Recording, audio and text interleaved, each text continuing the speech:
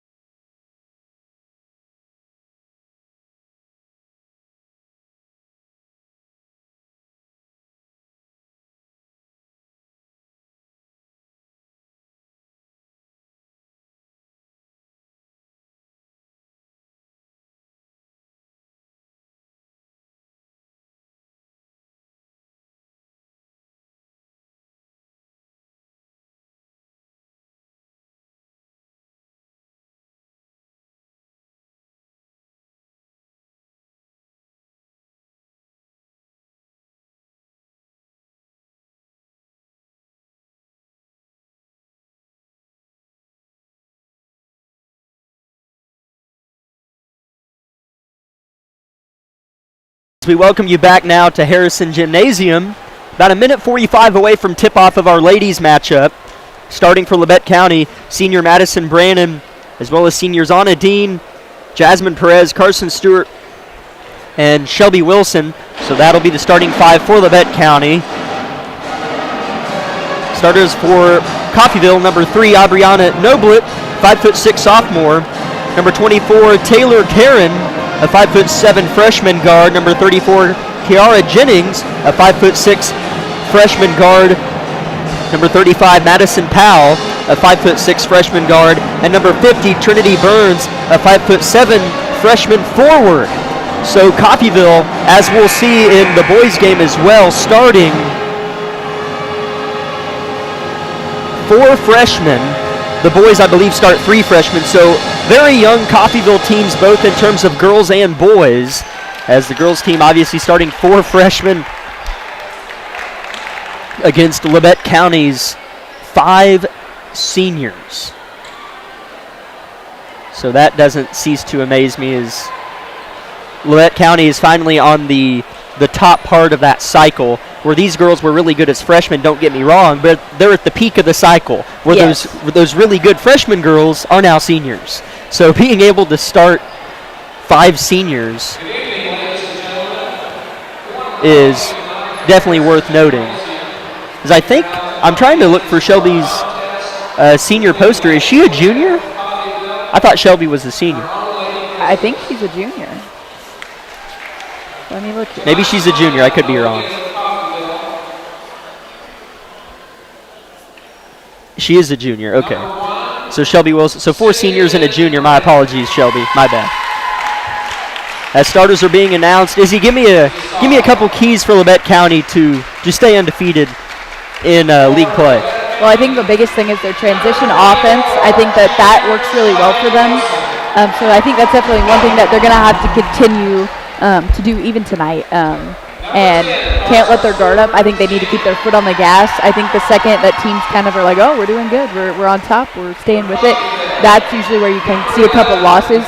I think they need to continue to play like they're the underdogs, and I think that will do really well for them. And I know Snyder teaches that mentality, so I hope we continue to see that.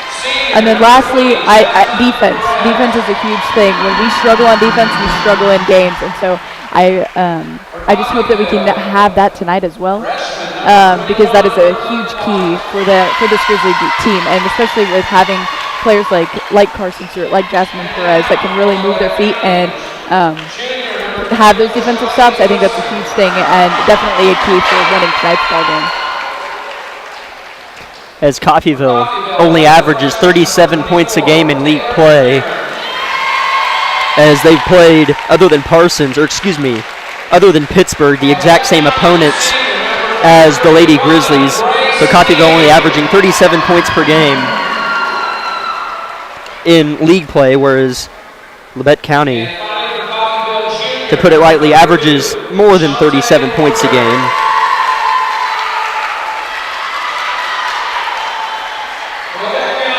They average, whoops, my calculator messed up.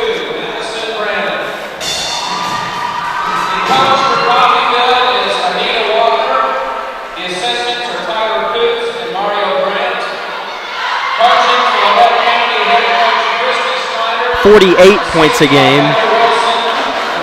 As that game against Parsons is kind of what hurts that average, because other than the game against Parsons when they scored 39, I guess they had some problems against Fort Scott too, scored 41.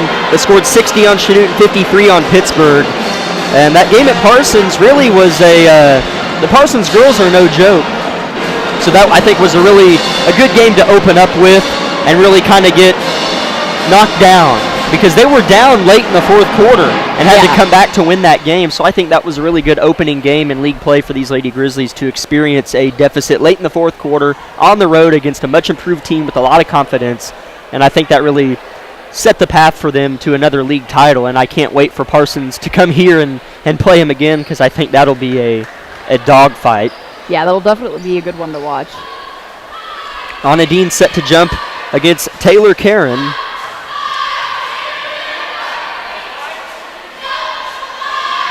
As we have some corrections on the starters, Sydney Lynn Burnett, a 5'4" sophomore, 5'4" sophomore for Coffeyville, starting as Labette County wins the tip. Michaela Strickland, Brooklyn White, Taylor Karen, and Shantae Porter all starting for the Coffeyville Golden Tornado, as Labette County has possession of the ball to open things up here. Here's a steal from Strickland as she stole it away from Perez, and then they get it right back. Here's Dean with possession up ahead to Brannon. Cut off baseline from Porter.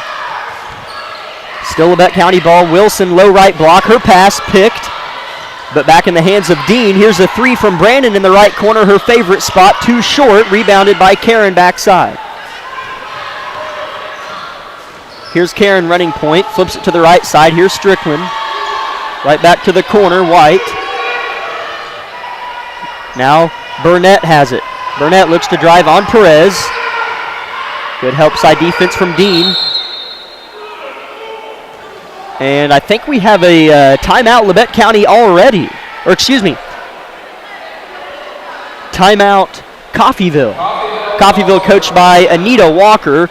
We'll go ahead and we'll just keep it here and remind everybody as the game gets started here. Still 0-0. If you're just joining us, haven't missed out on much. Just a couple possessions. We'll remind everybody that tonight's broadcast is powered by Labette Health and the Bartlett Co-op. Other sponsors include Labette Community College, Forbes Hoffman Funeral Homes, Clemens Insurance Agency, Eye Care Associates of Parsons, Doctors Gilmore and Newland, Labette Bank, Woodworth Enterprises, Herman Lumber, Carson Wall Funeral Homes, Commercial Bank, Labette County Mental Health Services, Tank Connections, USD 506, Wood Doolahary Insurance and Real Estate, the corner store of Altamont, Community National Bank, Snyder Lawn Care, Oswego Locker, Altamont Lumber, and SEK Orthopedics, Doctors Meister, Mosier, and Morris. Coffeyville with possession. Ball's in the left corner. Karen, she'll reverse it around the perimeter. Now in front of the student section right wing. Pass inside, contested, but in the hands, and then rejected as it was caught by Porter, and then Dean got it right back as Porter went up for the layup. Labette County with it now. Perez left wing. Now left corner, Brannon looking for Dean inside, not there, defended by Porter, but Perez gives it to Dean across the paint, pass to Brannon, and she lays it in on the backside. Madison Brannon getting the lid off of the basket here, 2-0 Labette County. About a minute and a half in. That's exactly the duo we were looking for tonight, as we talked about in pregame. As here's another steal from Labette County. Labette County looking to keep their foot on the gas pedal on this possession.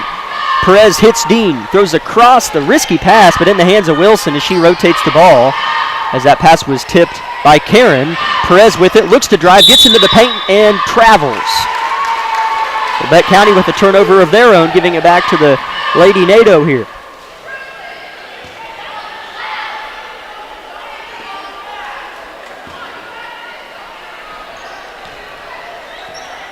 Karen dribbling into the token Grizzly press is trapped in the corners, Burnett, but she gives it right back to Karen. Now Porter baseline, layup, no good, but she's fouled. Good offense from Coffeyville, getting across half court on the high side of that Labette County press, and then the backdoor drive from Porter. Very smart move.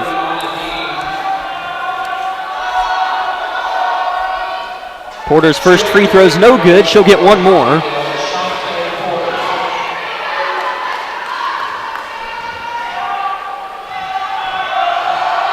Porter's second free throw is no good as well.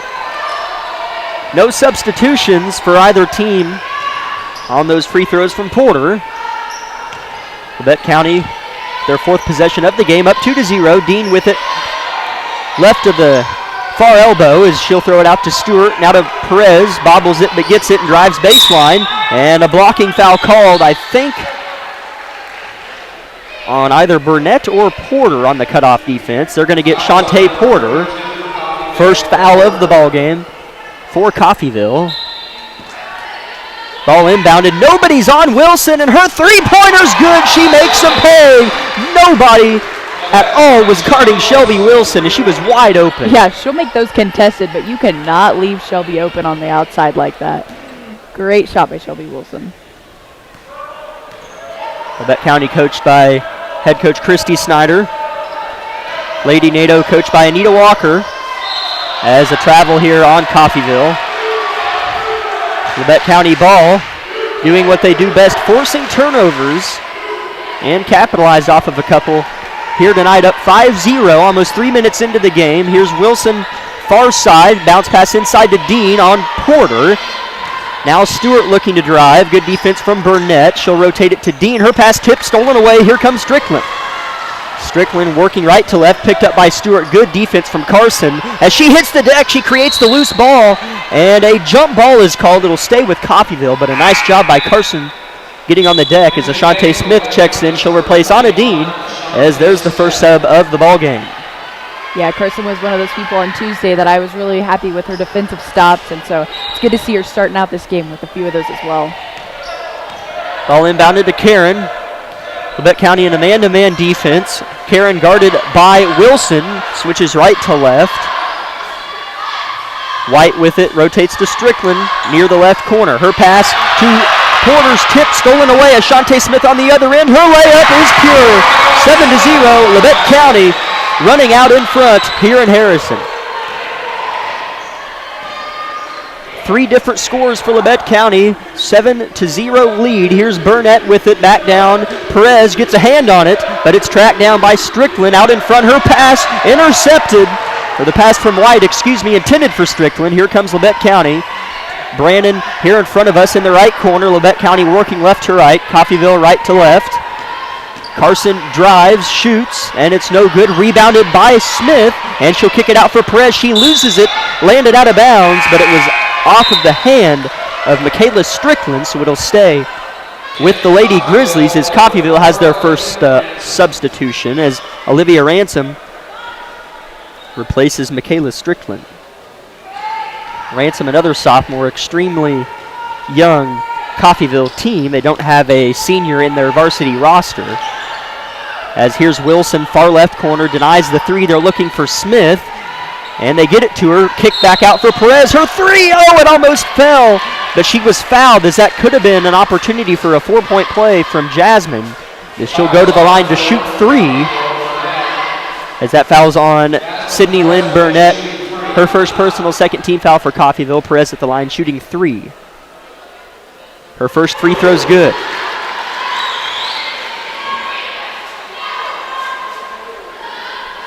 Perez, two more to come.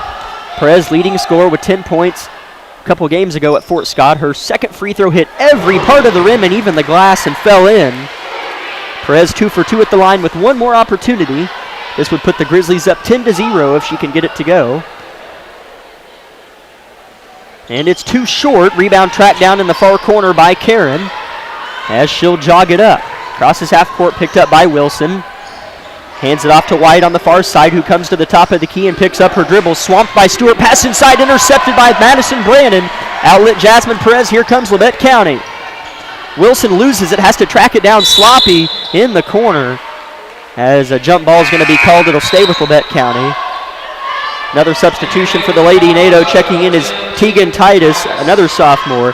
As I remember, Isabel, a lot of these names from last year, but all these girls are sophomores. So last year, these girls who are sophomores, freshmen, still played varsity last year. So even last year, this Coffeyville team struggled with being so young. As here's a pass thrown into the paint out of bounds off of the hands of Burnett. It'll stay with Labette County. Yeah, and even though they were young last year, I mean, this could be something that proves really valuable to them in the coming years as they build on that experience playing at the varsity level for 4 years. Three-pointer launched by Perez, no good off of the inbound.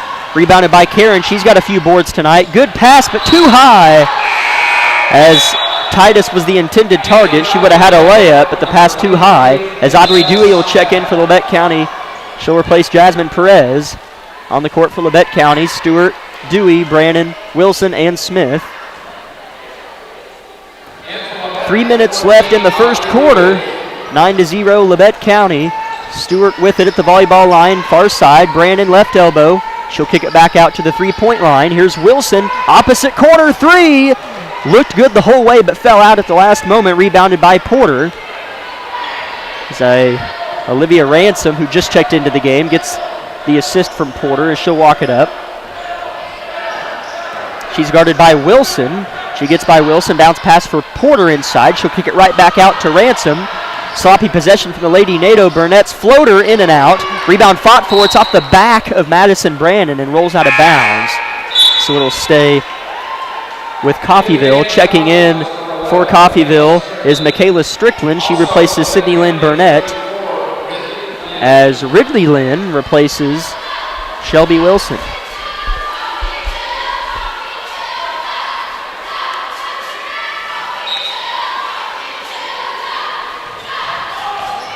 Inbounds for Coffeyville.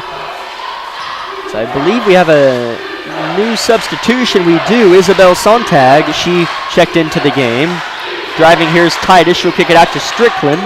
Now in the corner. Pass goes inside to Porter. She's fouled and will go to the line to shoot two as she was fouled on a shot attempt. So Shantae Porter, a presence inside for Coffeyville. Porter, the tallest player on the roster at 5'9". Foul on Carson Stewart, her first personal, as Porter banks in the first free throw and gets Coffeyville their first point of the evening. Labette County still leads it though, 9-1.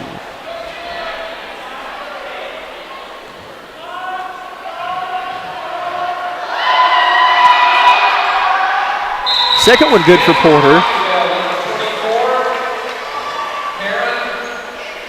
Taylor Karen checks in for Shantae Porter for the Lady NATO.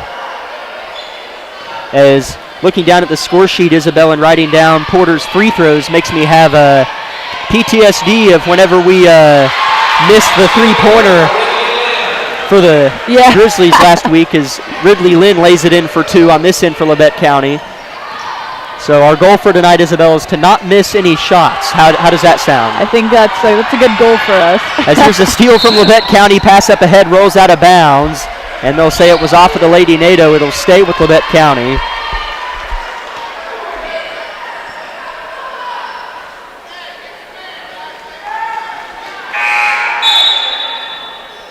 Five different scores for Labette County on 11 points. Shelby Wilson checks back in, replaces Carson. Grizzlies line up at both elbows and both blocks on the inbounds play. Pass goes over the top to Wilson, right back to Brandon. Set play. There's a foul before the shot. And I want to say he signaled, it's a foul. It's a foul on Ridley Lynn underneath, away from the ball. Her first personal, third team foul for Labette County. Coffeyville with the basketball, fresh off of their first possession with points. As Porter hit a couple free throws, we'll see if they can score again. It's in the hands of Ransom at the top of the key, guarded by Madison. Now deep right wing, Karen. Now in the right corner, Ransom has it. Ransom guarded by the much taller Brannon. Left wing dribble drive. Karen gets it, guarded by Smith near the volleyball line. She picks up her dribble, as Labette County is just swarming the ball on this possession, as it's in the hands of Ransom now at the logo, trying to calm down her team on this possession. As here's a three-pointer put up by Strickland. It's an air ball long. Rebound tipped out of bounds, I think, by Ashante, as it was tipped out of bounds by Ashante. It'll stay with Coffeyville. Jasmine Perez checking in. She'll replace Audrey Dewey. So Coffeyville with another chance. After a pretty sloppy possession, Ashante bailed them out on the rebound. Yeah, that was good man-to-man there by the Grizzlies, but we'll see what Coffeyville can do on this possession.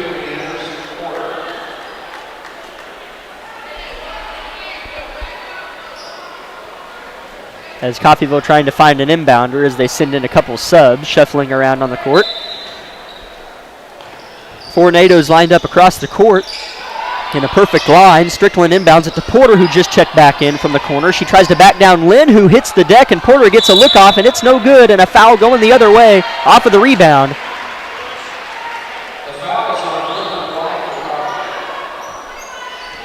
Fouls on Sydney Lynn Burnett. Brooklyn White. They had number 1 up there at first. That's her first personal, as Brandon turns around from 10 and can't get it to go. Coffeyville with the ball down by 9. 45 seconds on the clock in the opening period. Here's Karen getting by Perez. She'll kick it out to Ransom in the corner, though. 35 seconds now. We'll see what Coffeyville elects to do. Here's White driving. Stopped baseline by Brannon. 30 seconds now on the clock. Left wing in the hands of Karen. Now Ransom comes off the Karen screen, still guarded by Dean off of the switch. So Perez now on the taller Karen. Here's Wilson getting her hand on the ball, and Perez comes away with the steal and a quick foul on Olivia Ransom.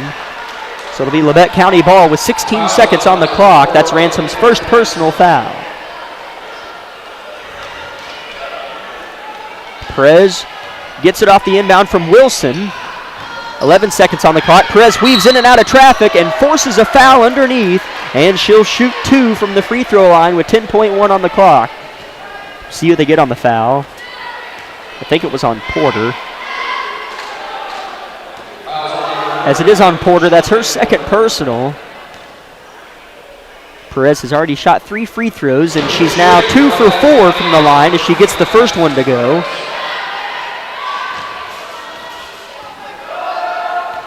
(12-2) Labette County.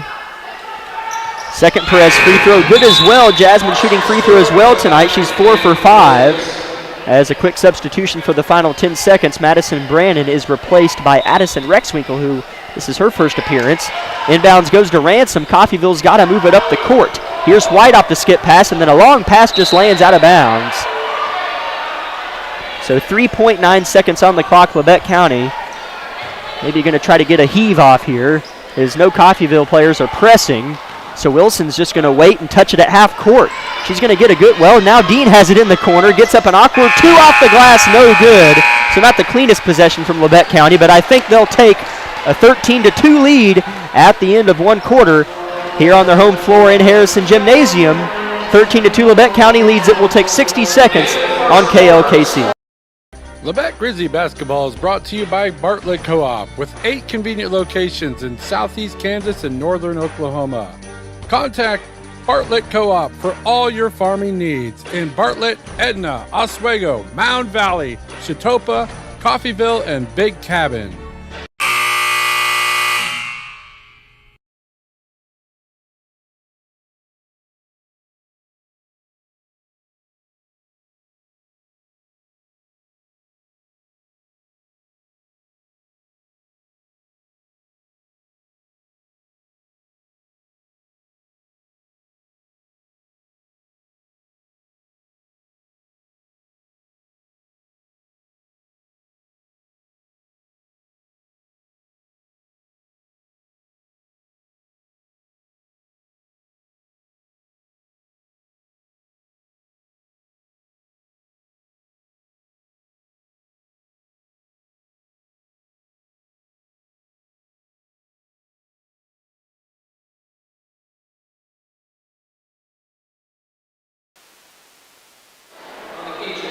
(13-2) is the score as we begin play in the second quarter. Your Lady Grizzlies are on top of the Coffeyville Golden Tornado. Ransom has it on the opening possession of the second quarter. She'll hand it off to Titus. Her pass goes out of bounds. Labette County ball on the court for Coffeyville is Ransom, Porter, Burnett, Titus, and Karen for Labette County on the floor. Perez, Stewart, Brannon, Dean, and Wilson. So starters on the floor for Labette County. Stewart has it on the deep left wing. Now Wilson in the corner skips it to the top. Brannon, Dean backing down. Porter is fouled as she caught it. So if that's on Porter, that is 3. As it is on Porter, so that's 3 on Shantae Porter. She's been the main big for Coffeyville, and she has the only 2 points for her team tonight. Brannon inbounds over the top to Stewart. It's tipped by Ransom, but Stewart gets it back. Bounce pass inside to Brannon, working on Porter, goes up with the left. Sloppy shot from Brannon off the bottom of the rim. Rebound fought for on the deck. A jump ball called. It'll be Labette County ball. Entering the game for Coffeyville is Isabel Sontag. As Isabel Sontag checks in, she replaces Shantae Porter.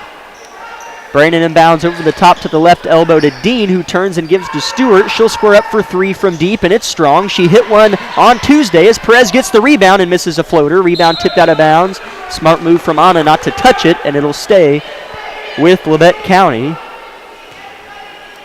Yeah, you could tell she almost touched it, but second-guessed it, so smart move by the senior on that. Wilson inbounds to an open Brannon, who gets the layup to go. Good inbound play called from Coach Snyder there as Madison Brannon picks up her 4th point of the evening. Labette County stretches their lead out to 13. It's 15-2. Here's a pass out of bounds, tipped by Shelby Wilson. It stays with Coffeyville. It's Coffeyville just struggling to score on this potent Grizzly defense. Yeah, you can tell they kind of want to get something going, but they're really struggling here against this Grizzly defense. Here's Karen, picks up her dribble, swamped by Wilson, and gives it off to Burnett. Looks to make something happen, driving baseline, and loses it out of bounds, guarded by Brannon off of the switch. Good defense from Madison. Burnett lost it. It'll be Labette County ball. Here's Perez with it. Now Wilson, pass inside to Dean with perfect position, and gets the layup to go. As Anna Dean's done a very nice job recently of being in a good scoring position prior to catching the ball. Yes, and the outside guards have also been good at getting those post-entry passes and being patient. So that's been a huge improvement for this Grizzly team. As Taylor Karen got called for carrying, so another Coffeyville turnover. Labette County will get the ball here in a moment after the subs occur, as for the first time tonight for Coffeyville, we are seeing Trinity Burns. She's a freshman and replaces Karen. Excuse me, she replaced Sontag.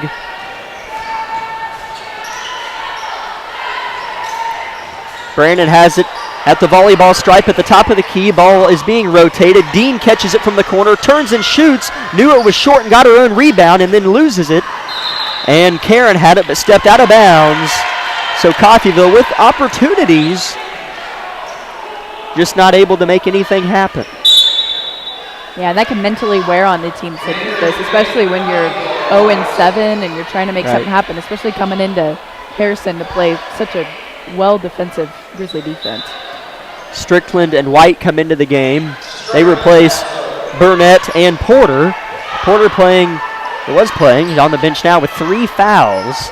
She has the only points for Coffeyville. Something to note as Perez has it on the right wing here in front of us. Brandon now right corner. Dean rejected from behind by Strickland, but a foul's called on Dean's pull-up from the right elbow. So now Anna Dean's going to go look for her 3rd and 4th point of the night from the free throw line. That's the first personal on Strickland and 7th team foul on Coffeyville.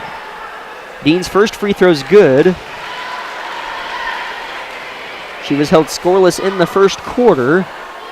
As in the first quarter, there were 5 different scores for Labette County as Dean's second free throw hit the front of the rim, no good. Rebound Coffeyville in the hands of Karen. Almost has it stolen from behind as Perez and Brandon will not let Karen have any breathing room. As Ransom has it now, it's in the corner and losing it out of bounds is Burns, another Coffeyville turnover.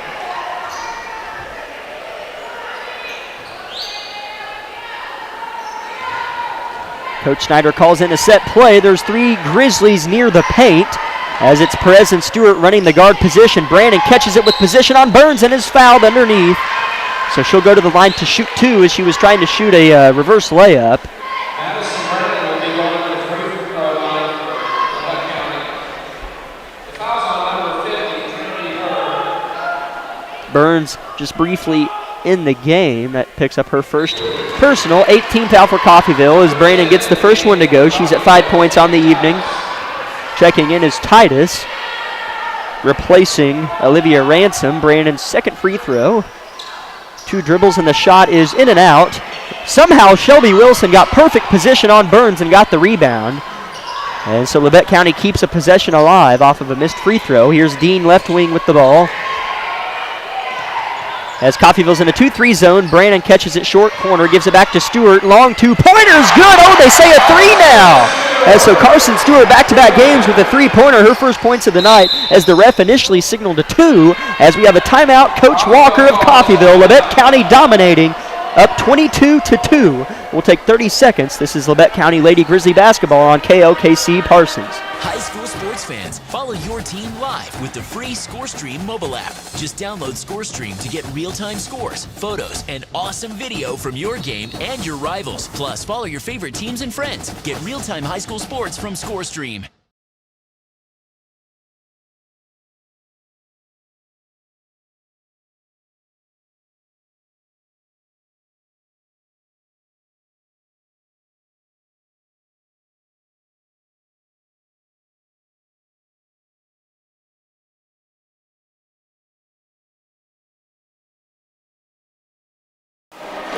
I'm Jack Leake alongside Isabel Redford, your voices of the Labette County Grizzlies for the night, as the Lady Grizzlies, almost halfway through the first half, lead 22-2, fresh off of a Carson Stewart 3-pointer.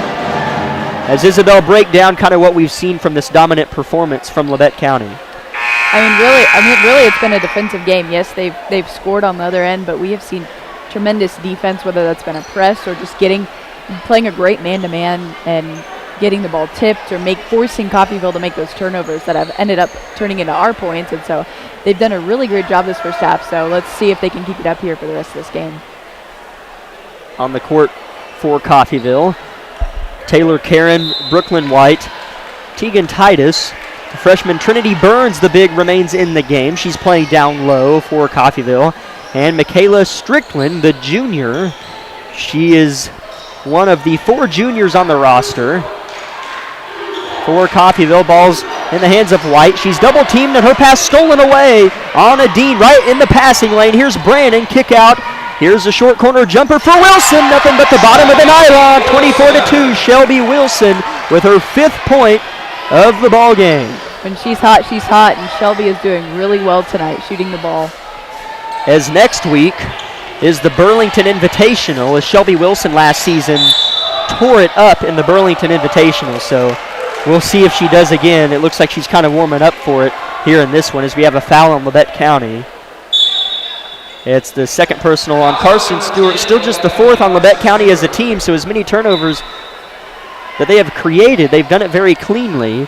As Kelsey Sontag checks in, the sister to Isabel Sontag. First time we've seen Kelsey this evening. She replaces Burns. As Carson Stewart checks out of the game, replaced by Audrey Dewey. Grizzlies lined up in a line, even with the blocks underneath Coffeyville's basket, as Coffeyville looks to inbound. Ransom throws it in. As we have a stoppage of play, as the ref's talking to Coach Snyder, not sure why. Seems like we have a couple of these interesting stoppages each game, and I would love to know why. It's got to be something good, you know? Something really interesting.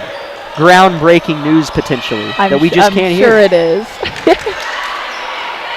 4 minutes and 18 seconds to go in the first half. Labette County with a comfortable 22-point lead. Here's a Ransom three-pointer, too short. Rebounded by Sontag, as here's an air ball from Titus, rebounded by Brannon. Here's a skip up ahead to Perez, skip to Dean. She'll settle down short corner left side. Here's Wilson with it on the left wing. Now Dean left corner as she faked a pass inside, but she didn't have a teammate in there. As it's worth trying. As here's Dewey, throws it to Brannon. As I knew he was going to call that. It didn't look like she traveled, but he called it. Turnover Labette County, first one in a while. As checking out for Coffeyville is Michaela Strickland.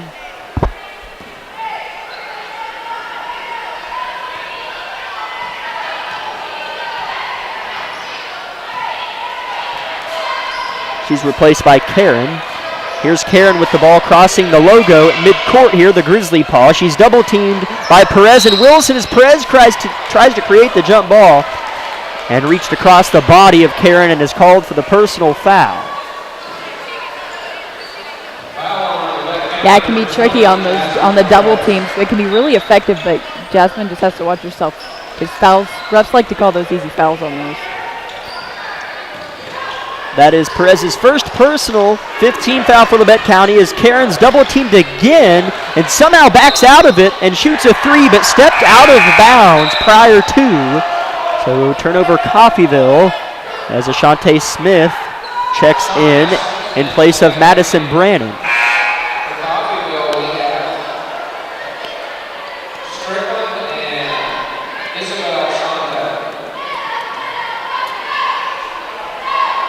Isabel Sontag replaces Taylor Karen, and Brooklyn White is replaced by Michaela Strickland. Here's a Seal and a Wilson three, too short, off of Titus, and it'll stay with Labette County.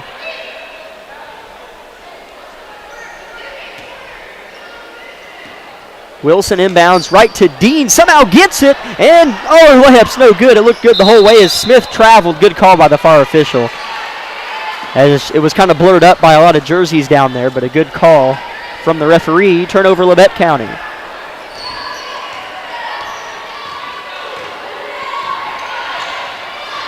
Titus dribbles right into the trap, but throws it wisely to Ransom as she's guarded by Dewey, working right to left. Bounce pass to the corner. A quick three-pointer is too strong.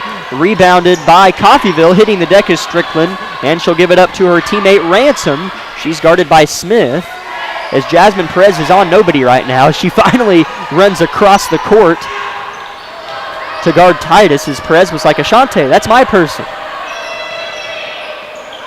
As Ashante remains on Ransom, and Perez gets the pick. And it goes right back to Ransom. So Coffeyville bailed out twice. Here's a quick three, too short, but rebounded on the backside by Sontag, and she's fouled. So, they're going to say the foul's on the floor. Wow. So no free throws for Sontag, as it'll be inbounded underneath their own basket. Good effort though by Coffeyville. They really are trying to make something happen here on this end, but still the Labette County defense has given them fits, and they are not enjoying it right now. As Ridley Lynn and Addison Rexwinkle replace Brandon and Dean, as here's a Coffeyville three that goes as their first point since mid-first quarter. 24-5. Coffeyville with a three-pointer from Olivia Ransom. Here's Lynn with it, working down low, out of bounds. She says, or the refs say she touched it last.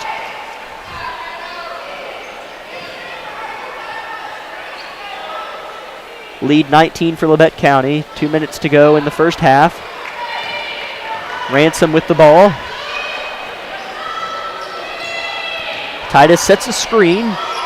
Still dribbling there at the logo is Ransom. She gives it to Titus now. She'll rotate to Strickland, who's double teamed by Rexwinkle and Dewey. Her pass intercepted by Jasmine Perez. She's out in front, loses it, gets it back, trying to find a teammate. Hits Smith perfectly, who lays it in for two. Good look after the bobble from Jasmine Perez to Ashante Smith, who now has 4 points. And that is something she does so well. So that was a great steal by Jasmine Perez and a good hustle and court awareness on the other end. Long three from Ransom, looking for back-to-back threes, no good. Rebound Ridley Lynn. Here comes Perez, going by three black jerseys. Her Harlem Globetrotter layup is no good, but here's a short corner jumper from Smith, too strong. Rebound on the deck. Lynn gets it. Her layup no good. Gets her own miss and is fouled.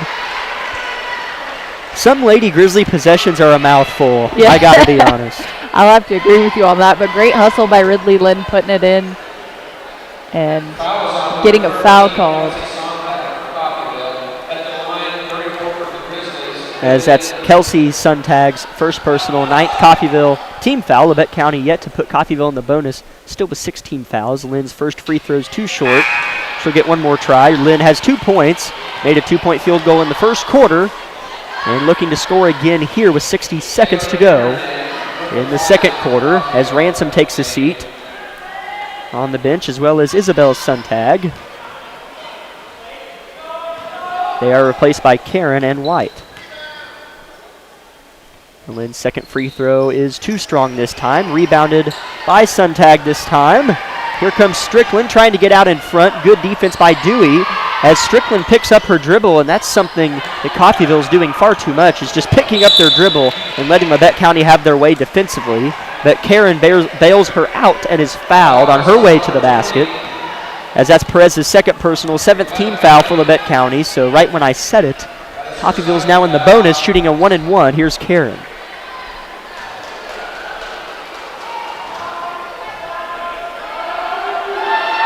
Karen's front end is good off the glass. That's the second Coffeyville free throw made off of the glass. Bank is open today.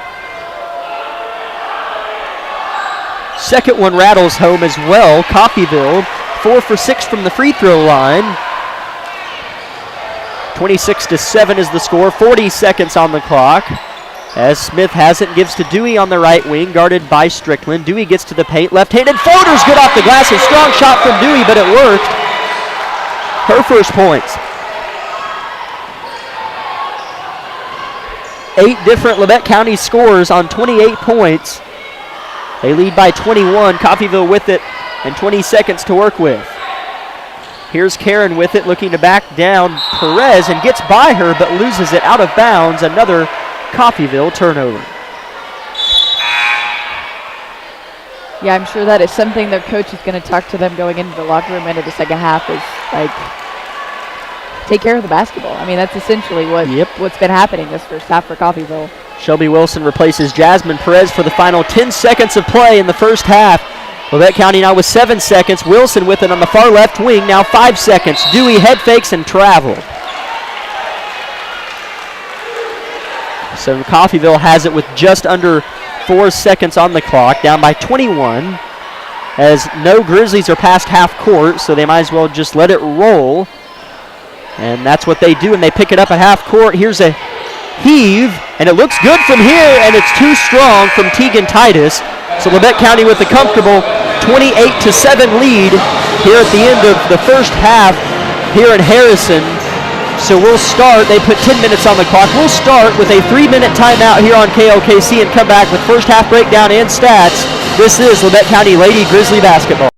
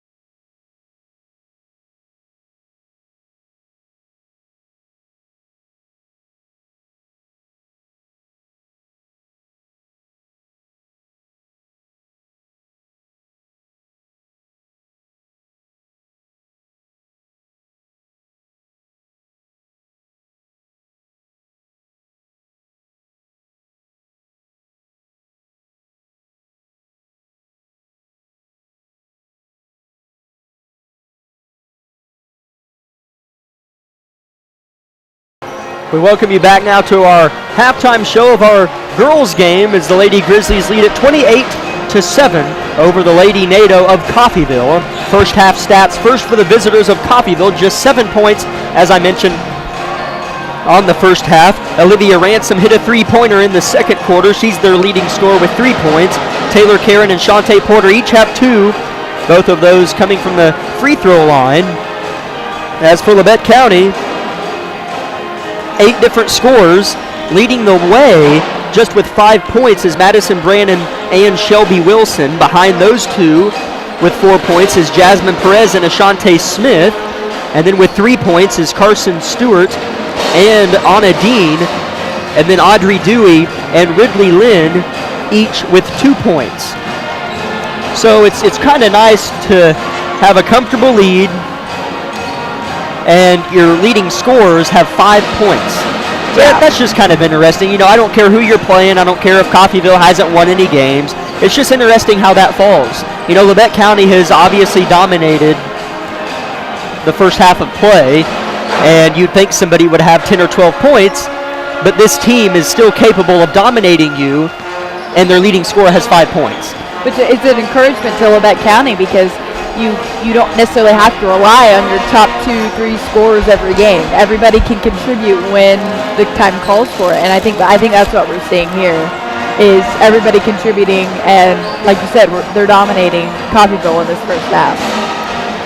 As you mentioned earlier, whenever you were speaking, or the keys to the game in pregame, defense was going to be one of them, and I'm not keeping track of Coffeyville turnovers, but it's up there. Yes. And you know, some of them have been self-inflicted, but even some of the ones that might go down as self-inflicted have been caused. Dude, yeah. Because, and Labette County does that to teams.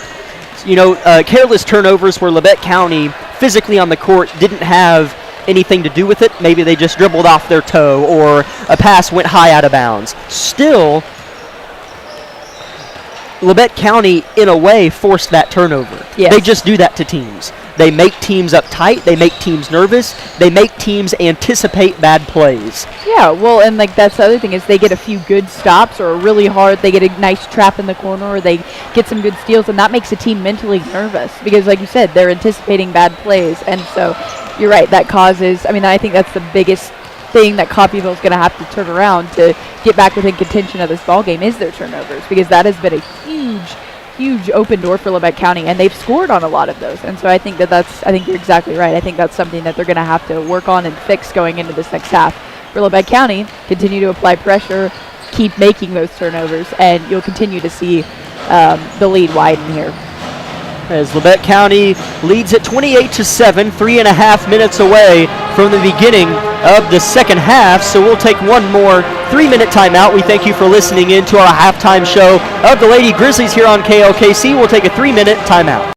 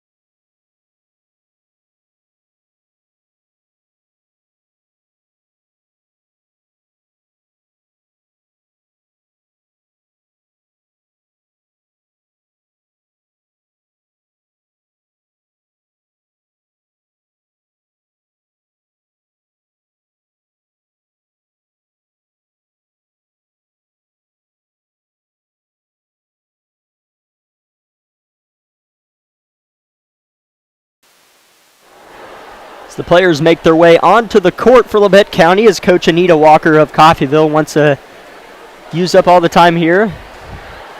As I'm assuming you're probably right,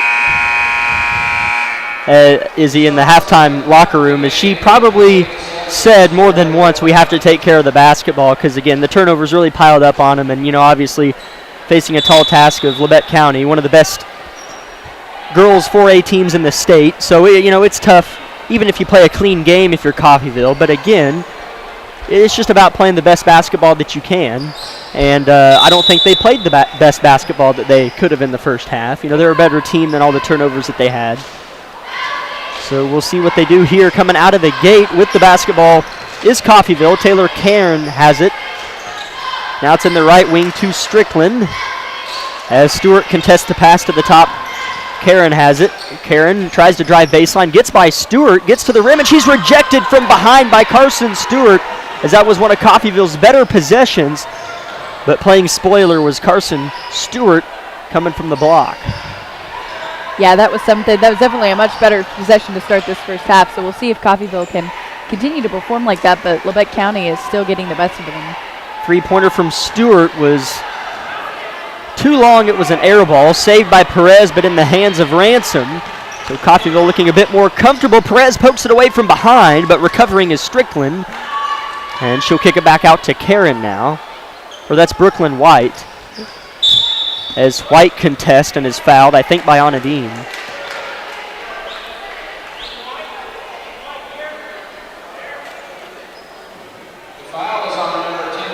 Oh, it's on Carson. It's Carson on the help side. That's 3 on her. First foul of the second half for either team. White, the inbounder, throws it to Strickland, who has to track it down right at the half-court line. And she'll give it to Taylor Karen, who's going to try to calm things down here. Coffeyville play with a much better tempo. Here's a Karen 3. Too short, rebound, Labette County and Jasmine Perez. Here comes Madison Brandon, skipped on Adine in the corner, throws it right back to Brandon, who cuts and almost got the and one, that she'll shoot 2 at the free throw line. Yeah, Dean and Brandon have been a fun duo to watch over the years. They've continued to play together and play well, and so it's cool whenever you see a Brandon-Dean connection somewhere. Her first free throw's no good. Ashante Smith checks in for Carson Stewart. And Brooklyn White is replaced by Sydney Lynn Burnett. Second free throw from Madison is good this time. She has 6 points. She is now the lone leading scorer. She's 2 for 4 from the free throw line tonight. As here's Karen, throws it here in front of us to Ransom. Guarded by Perez. That's been a good matchup. Similar players with similar styles. Here's Karen, right wing, gets a jump on Smith, gets an edge. Her floater, no good. Rebounded from Brannon. Outlet Shelby Wilson. Keeps her head up, crosses half court, hits Smith in front of the student section in the right corner. Right back to Wilson. Now Dean, top of the key, looking for Smith inside. It's not there, as Brannon has it in the corner. As Smith really wants the ball.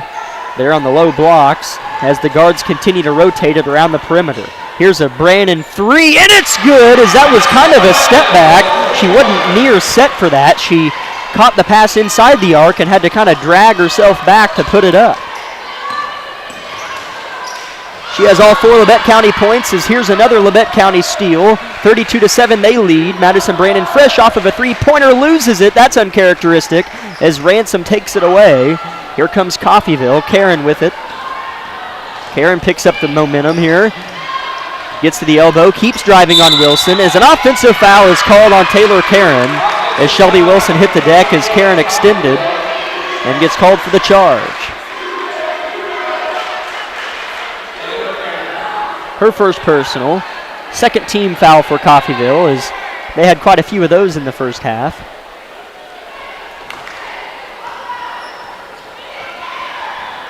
Here's Madison Brannon. Dribbling to the student section side, we call it. Here's Smith with it in the corner. Now Dean, ball being rotated. Now left wing, dribbling to the corner is Perez. She comes to a stop, rotates back to Dean. Here's Brannon, dump inside to Smith with position. Backs down, Karen turns, shoots, and scores.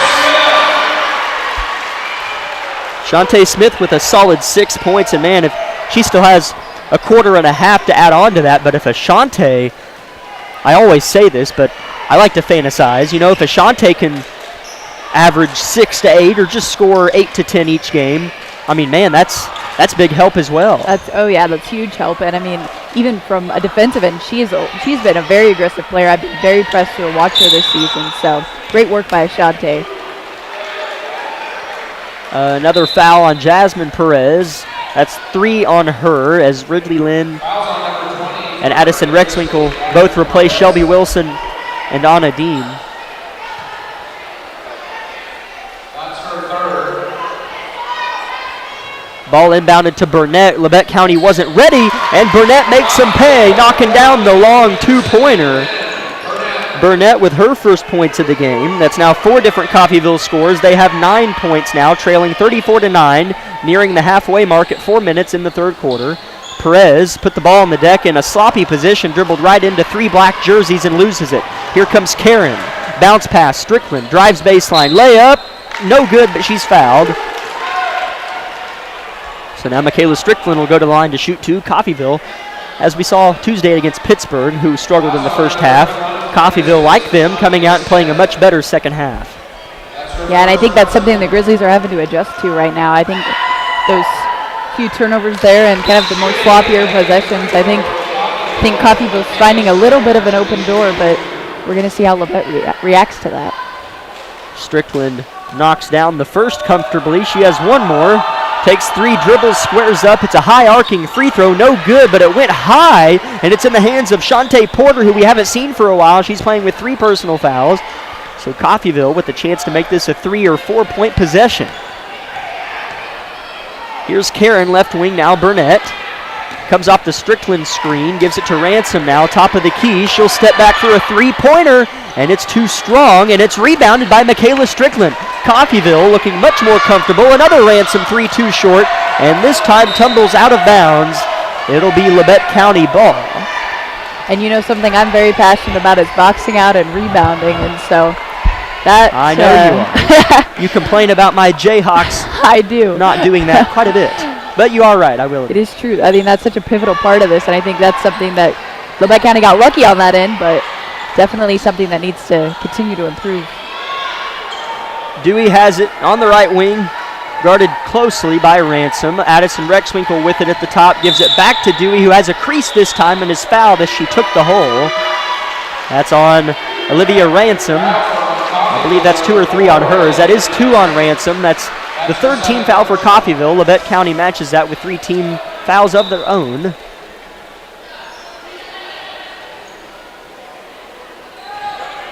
As here's Madison Brandon with it in the right corner, has it poked away by Burnett, and it landed out of bounds, so it'll stay with Labette County.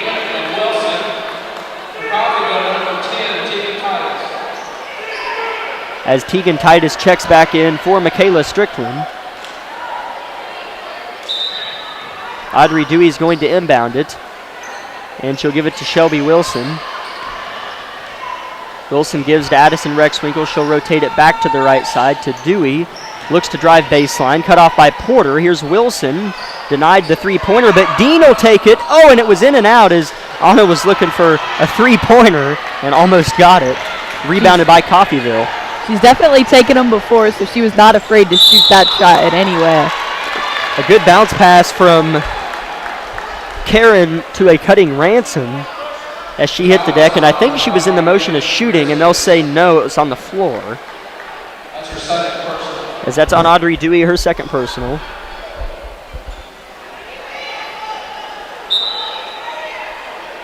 Inbound goes to Karen. Her 3-pointer's no good from the far corner. 2 minutes and 40 seconds left in the third quarter. Here's Wilson off of the skip pass with it, settling down. Now back to Dewey, deep left wing. Ball's worked left to right now in front of the student section in the corner. Dewey has it on the left wing. She loses it. Ball's on the deck. She gets it back, and her pass is intercepted by Olivia Ransom. Here comes Ransom. It's 2-on-1. Bounce pass to Titus. Her layup is good. Good transition offense from Coffeyville there as Coach Snyder doesn't like what she sees. And once a timeout, I could smell one of those coming. It's a 30-second timeout, so we'll take 30 seconds on KLKC.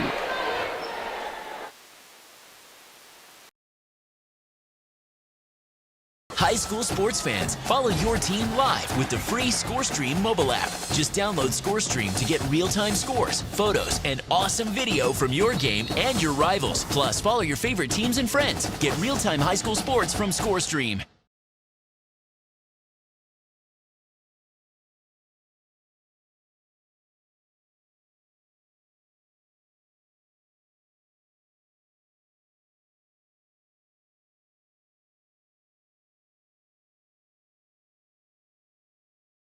A 22-point lead over Coffeyville. Coach Snyder not pleased with the recent performance of her team, particularly probably in the last 3 minutes or so.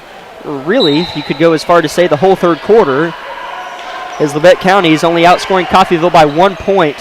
Here in the third quarter, here's a deep Wilson three, too strong off the inbound. Immediately she shot it. Rebound tumbles out of bounds. Dewey dove for it but couldn't get on it. So it'll be Coffeyville ball.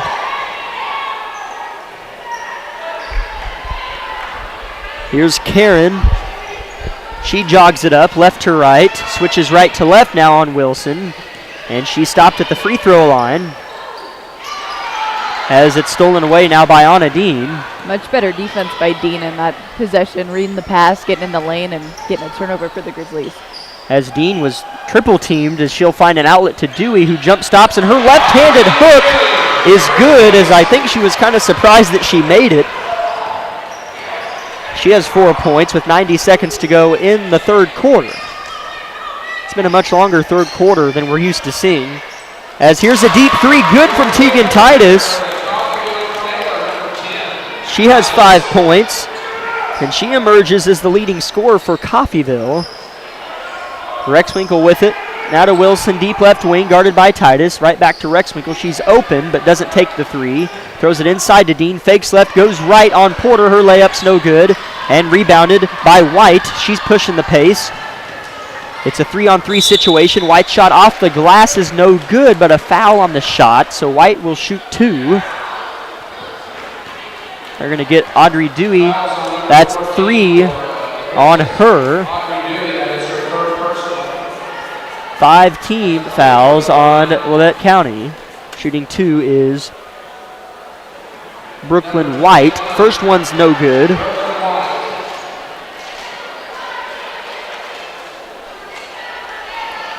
No substitutions. One more White free throw coming, as it is good.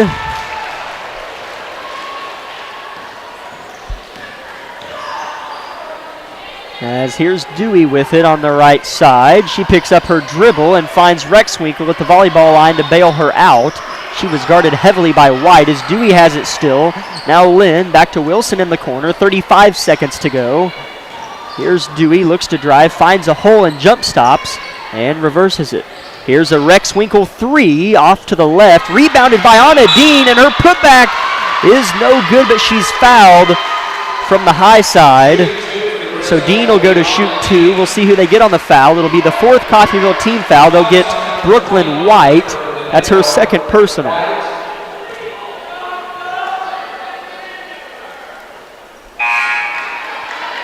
First free throw no good. One more to come for Anna, as checking in is Michaela Strickland. She replaces Brooklyn White. Second one rattles in and out for Anna, so she is 1 for 4 from the free throw line.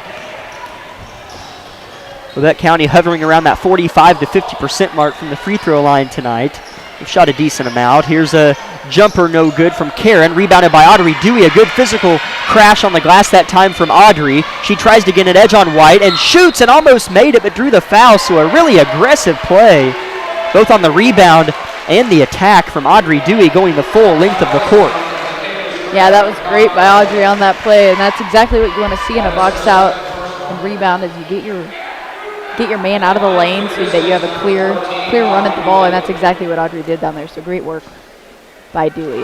As she gets the first free throw to go, she has 5 points now, so Audrey Dewey creeping her way up there. Madison Brandon still the leading scorer with 9. She's been on the bench for a little while now. Second free throw good for Dewey. Good looking free throws there from Audrey Dewey, helping out that average for tonight. As it doesn't look like it's going to matter too much as the buzzer sounds here at the end of the third quarter. A long half-court heave is no good from Coffeyville. Labette County leads it at the end of 3, 38-16. Not the best third quarter they've had, but looks like it's going to be enough for tonight's game. So we'll take a 60-second timeout at the end of 3 here on KLKC. Hi, this is Brian at Bowen Pharmacy, and today I'd like to visit with you about how you take your medications. Did you know that when you miss 2 doses per week, that's 3.5 months out of the year that you missed your medications, and that can have detrimental effects on your health in a long time period. Here at Bowen Pharmacy, we have this great new machine called the Rapid Pack RX, and what this machine does is it takes all your medications, filters it down, and puts in this nice strip right here that you can pull out of this box. And at any time of the day that you need your medication, it's right here ready for you.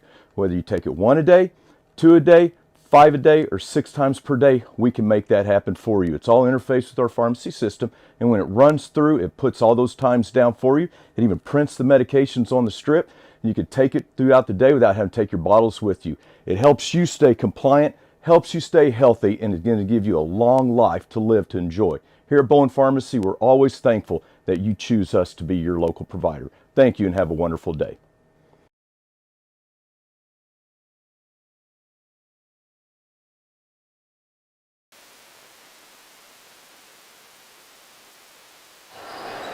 Labette County controls possession for the first time of the fourth quarter as we open play up.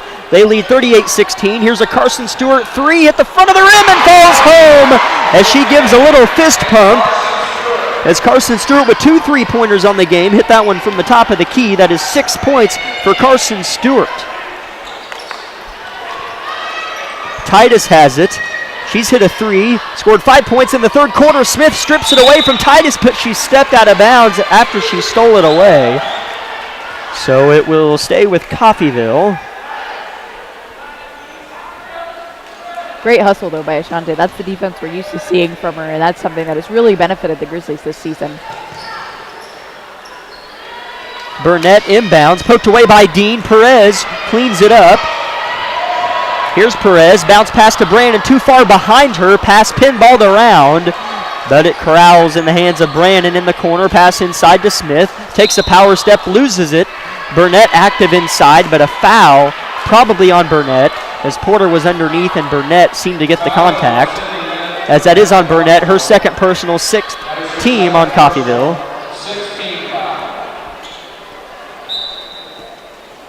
Ball inbounded to Brandon, who's wide open, and guess what?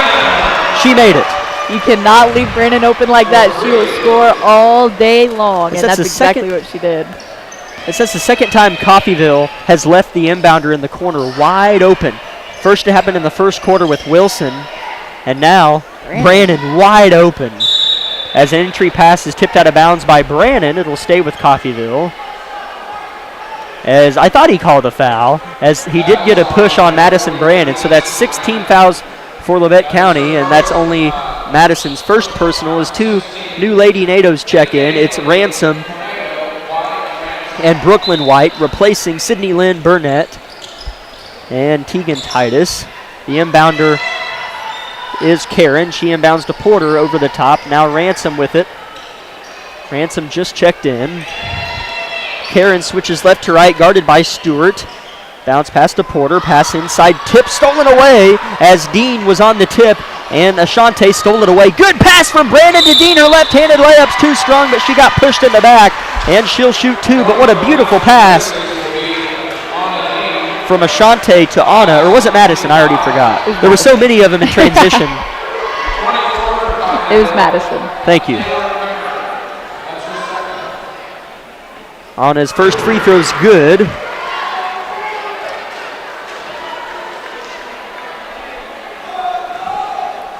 The foul's on Taylor Karen of Coffeyville as Dean's second free throw's too strong. As Perez picks the pocket of Karen and has open court, and then an intentional foul. An intentional foul on Taylor Karen. I don't think she's agreeing with that foul either. as it didn't look like Karen touched her. It did not look intentional, much less of a foul to me. It looked like Perez picked her pocket and got the heck out of Dodge, and then we have an intentional.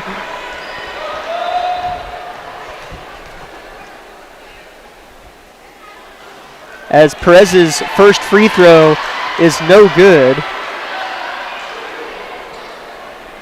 As he did call it on Karen. I don't know. It's 45-16. Why am I questioning anything? As Perez's second free throw's no good. So Perez missed them both. As Perez has 4 points, she has shot 7 free throws. She's 4 for 7 from the line.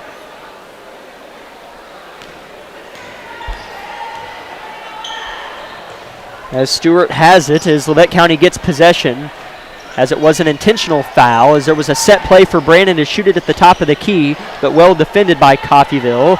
Still Labette County ball. Here's a pass inside to Smith. Turns right, shoots with the right hand, no good, and a foul going the other way. As it was Anadine and Madison Brandon each collapsing to try to get the rebound. We'll see who they get. And they get Ashante, the only name I didn't say in there, of course. That's her second personal and 7th team foul on Labette County. As Ashante fouled Trinity Burns, so Burns is looking for her first points of the night. As she misses the first one. Rebound snatched by Anadine. Long pass up ahead for Perez, who's cherry picking on the other end. Her layup, no good, but a blocking call is fouled. So Perez will go to the line to shoot her 8th and 9th free throws.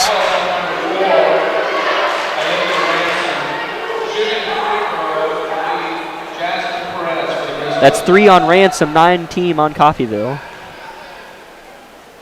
Perez's first is too strong. One more coming.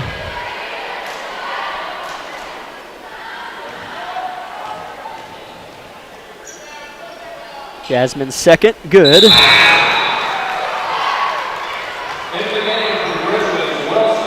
Shelby Wilson checks in, replaces Jasmine Perez. Labette County leads by 30, so I think we'll have a running clock, as we've experienced a couple of those this season. As we have surpassed the 6-minute mark here in the ball game, 46-16, Labette County on top. Here's Karen, guarded by Dean. Karen shoots a three-pointer and gets it to go. Karen with 5 points, her first field goal of the night. Here's Brandon, top of the key, swings it left to Wilson. Thought about baseline on Ransom, but rotates. Here's Smith, right elbow. Now Brandon, corner, quick trigger three. It's short. Rebounded backside. Good position by Shelby Wilson, but she wasn't in good position to shoot it, and she'll dish it back out. Here's a Carson Stewart three, her third of the night, too strong, and a foul. I believe Smith was fouled in the back, as it is on Taylor Karen. She's been pretty physical in this one, but played well. That's her third and 9th team foul on Coffeyville. So Smith, that's her fourth. They just now put it up. And 10th team foul, so Ashante will shoot a pair. She scored 2 points in each quarter, so we'll see if she can keep it going. First one is good.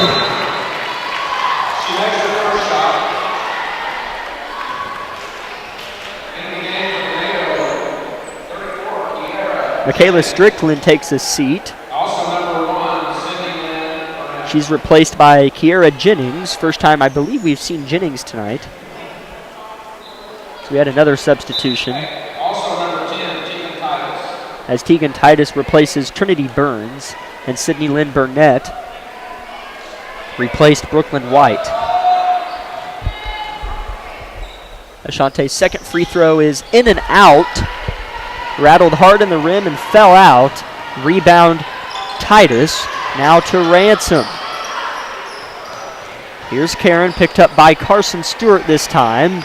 Stewart forced to switch as Brandon. Now they switched again as Coffeyville's made Labette County switch a few times as Karen loses it out of bounds. It'll be Labette County ball as 3 different people guarded Taylor Karen that time.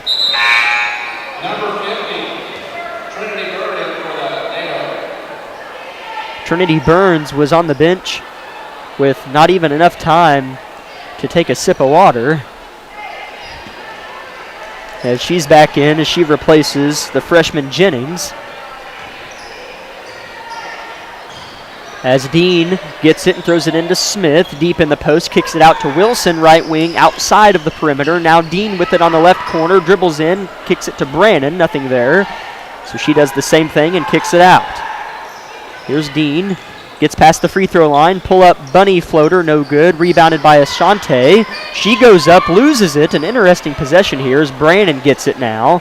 Pass back inside to Smith, pump fakes and gets it to go off of the glass. So that was a good patient possession from Ashante Smith. As Ashante has 9 points. As here's Burnett with it off of a miss. Her layup is no good. Rebounded by Ashante on the backside. Outlet to Madison Brandon, who's going to push it up. Brandon comes to a stop at the right wing, 2 minutes and 20 seconds left in the game. Here's Smith inside, backdoor cut from Brandon. Her layup, no good. As I almost ate my words. You did. About how, like, I'm going to eat this brownie here at our next break. You've already eaten half of it. Keep it professional, please. Thank you. As Brandon is at the line, as we do have a running clock. First free throw's good. She's the leading scorer on the evening. She has 13, looking to make it 14. Here's one thing I like about Brandon is she plays hard all game long, and that is something that I really like. Is even just that on that drive, I mean, she still went up as hard as she could. Didn't go in, but she got the foul, and that is something that, again, is something so special and it's fun to watch with her. Is she does not care if it is the first minute or the last of a game. Brandon's second free throw is good as well, and for the first time, I want to say in the season, we see the 5'6" sophomore Allie Martin for Labette County check in. So on the court for Labette County is Ridley Lynn, Jasmine Perez, Allie Martin, Addison Rexwinkle, and Audrey Dewey here to round out the final 70 seconds of play as they lead by 31. Coffeyville has it. Here's a long pass to Titus, poked away by nobody other than Jasmine Perez as Rexwinkle picks up the loose ball and outlet to Audrey Dewey. Here's Lynn, hits a cutting Dewey, perfect position, wide open, layup, good. And that is how you run a great transition offense. Audrey Dewey with 8 points. A lot of Grizzlies tonight as there's Karen fouled on a three-point shot, so she'll go to the line to shoot 3, which could take up the rest of our 40 seconds here as it's just going to keep running. There's a lot of Grizzlies, to finish what I was saying, there's a lot of scores in that 5 to 9 point range, which is a good thing for sure, as Karen's first free throw's no good. Clock just continues to expire. So it looks like Labette County is going to finish with 52 points as Karen's second free throw is good. She has one more as a substitution. Trinity Burns replaces Kiara Jennings as they stop the clock with 10.5 on it. As Karen has one more free throw. Good. She went 2 for 3 there. Clock runs again. Labette County probably just going to dribble out the clock here. 3 seconds left as Perez loses it out of bounds as the clock expires. So Labette County moves on to 8-1 on the season and move to 5-0 inside the SEK and maintain the throne here 5 games into league play. 53-21 is the final score. We'll start with a 2-minute timeout and come back with post-game stats and breakdown here on KLKC. Labette County Lady Grizzlies are victorious.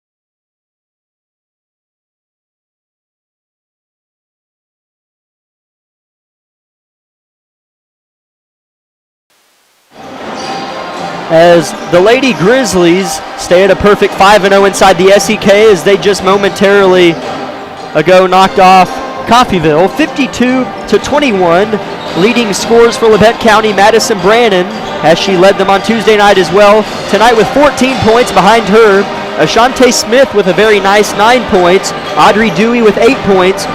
Carson Stewart with 6. Jasmine Perez and Shelby Wilson each with 5. Hannah Dean with 4. And Addison Rexwinkle with 2 points for Coffeyville, their top 2 scorers. Taylor Karen with 7 points. And Tegan Titus with 5 points. Obviously not much going offensively for Coffeyville. Mostly due credit to Labette County. Played pretty suffocating defense all game. Coffeyville yet to win a game. We wish the best for them moving forward. Obviously have to play them one more time at their place. So Labette County, another dominant performance. That's back-to-back. Before those early scares at Parsons and at Fort Scott. Get a couple breathers here against Pittsburgh and Coffeyville. And next week have the Burlington tournament where they'll face some really good outside league opponents, where it's usually pretty stout play up there in Burlington. But before we don't want to get ahead of ourselves, go ahead and break down, Isabel, for us what stood out to you in the ladies contest. And I think we talked about this a little bit as it was happening, but the fact that we had so many scores and so many people that were taking shots and had the ball, I mean, that's something that is a characteristic of a good team. Yes, we have players like Dean and Brandon that have those breakout nights who can shoot the 3-ball or have those high scores. But when you have a team that can all score the ball, I mean, that's a coach's dream, because then you're not relying on one. It makes you harder to guard, because instead of having to guard one or double team somebody, the coach is like, crap, we have to guard everybody. 8 different scores and tonight. So it's like, how do you, it's hard to defend, but it's also good because it gives Snyder a chance to work the ball in different ways, give it to different players. And so I think that's a really good thing and a great optimistic look to see that, hey, we do have a team that can score the ball from all aspects. And so I think that was the biggest thing that stood out to me tonight. And then defensively, like you said, they tore Coffeyville up. And that was something that I hope we continue to see. Their defense has always been really high, and I know Snyder sets a high standard for those goals, but that's something that they're going to continue to have, especially, like you said, going to Burlington next week. They're going to be playing a lot of outside teams, and so you don't necessarily always know who consists of those. And so to be able to go in there and be able to say, hey, we've got a good defense, let's put it to work. I mean, that's going to be a good test for them next week. So I'm excited to see them continue on and hopefully get some more road wins next week. Yeah, speaking of those road wins, the bracket is set as the Lady Grizzlies will play at Burlington in the middle school on Tuesday at 3:30 p.m. as they will play the 7th seed in the tournament, as Labette County is the 2 seed. They'll play the 7th seed Paola, who sits at a record of 5-3, assuming they play tonight. I'm not sure how that game went, but Labette County is 8-1 in the 2 seed in that tournament. And whether they win or lose, they'll play both Friday and Saturday. So win or lose, they'll play 3 times next week. The time for Friday's games is not out yet. So Burlington going to be a busy week. Next week we'll be there to cover it for you here on KLKC and on the live stream, streaming live on YouTube and Facebook. Just punch in Labette County Grizzlies and we'll pull up that we're live there, so you can join our live stream as well. As the Lady Grizzlies move on to 8-1 in the season and a perfect 5-0 unblemished record atop the SEK. Boys game set to tip off in 10 minutes. We expect that one to be a really interesting matchup, which we will begin to break down here in 3 minutes on KLKC.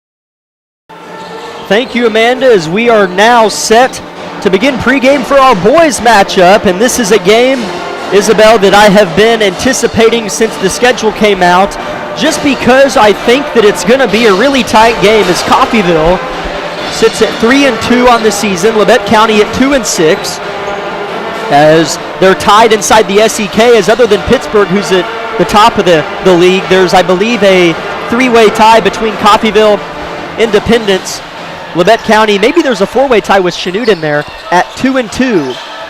Or I think it's actually just Independence, Coffeyville, and Labette County. Yeah. All three at 2-2 inside the SEK, as Coffeyville has wins against Chanute. They beat 53-43, and Fort Scott, they beat 64-54. Whereas Labette County, their two wins came over Parsons, 64-50. Coffeyville lost to Parsons 70-35. Coffeyville lost that one pretty bad on their home court. They were out a couple starters and another player with some situations going on there. And Labette County also beat Chanute 56-44. So they played similar opponents other than Independence. Labette County's yet to play Independence, and Coffeyville's yet to play Pittsburgh. So other than comparing them on paper, I like the matchups that we're going to see on display. As Coffeyville's a very young team.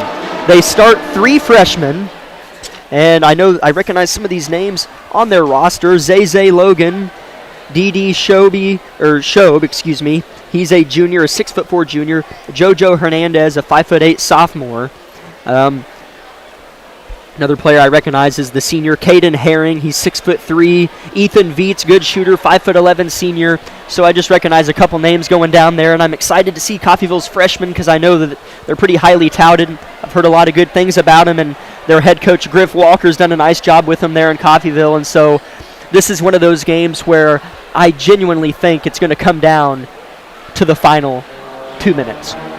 That'll make for a great basketball game. But yeah, I agree with you. Some of these names look familiar to me as well. And while I haven't paid as close attention to these players as you have in the past years, it's going to be interesting to see how those freshmen contribute to Coffeyville's team and how our older, experienced team does in guarding them and figuring out how to adjust to them, because they haven't seen them before. And so I think that that's something that's going to be interesting to watch coming into this game. As we're going to take a look back at Tuesday night scoring for the boys. As leading scorer for Labette County on Tuesday night, it was a sloppy one. They lost it 69-50 against the first place team in the SEK. The Pittsburgh Purple Dragons have a mighty fine team, as I don't know if anybody will, they'll probably lose a couple here and there. The SEK is just too tough, but I don't see anybody dethroning Pittsburgh at the top of the SEK, at least as of right now. Leading scorer on Tuesday night, Alex Meister, had 18 points. Eli Heston had 12 points, and then after those two, it dropped off dramatically to 4 points and Hudson Baker.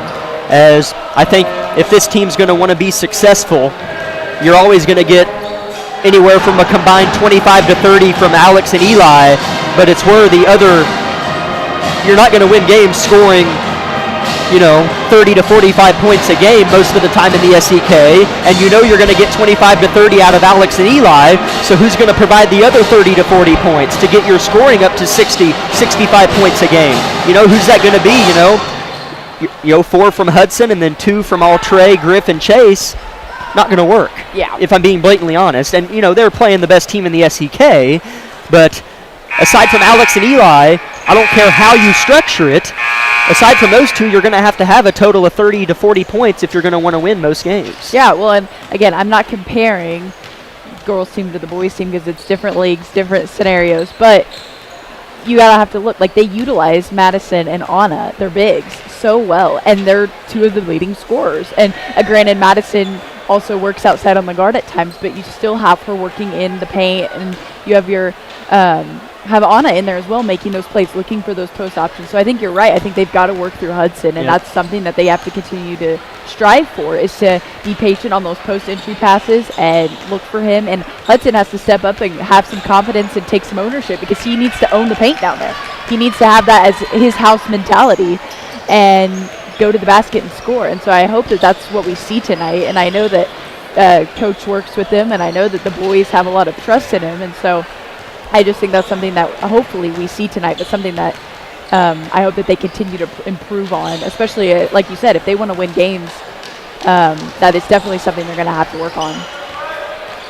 As Hudson Baker is 6'6", and he's going to be going up against another 6'6" player named Griffin Adamson. He wears number 33. He's a 6'6" center. He's a sophomore, and he played a lot in the JV game, so I'm curious to see how much we'll see the 6'6" sophomore. I spoke with Coffeyville's radio play-by-play announcer, Matt, and he said you'll definitely see Griffin Adamson in the varsity game. So that makes me highly anticipated to see the bigs down there duking it out, both Hudson and Griffin of Coffeyville, as Hudson's kind of more that he can play it from the high-low position. He's more slender and lean, and then Griffin Adamson is a lot of muscle, as the players make their way to the bench for each team as the 60-second buzzer sounds here in Harrison Gymnasium.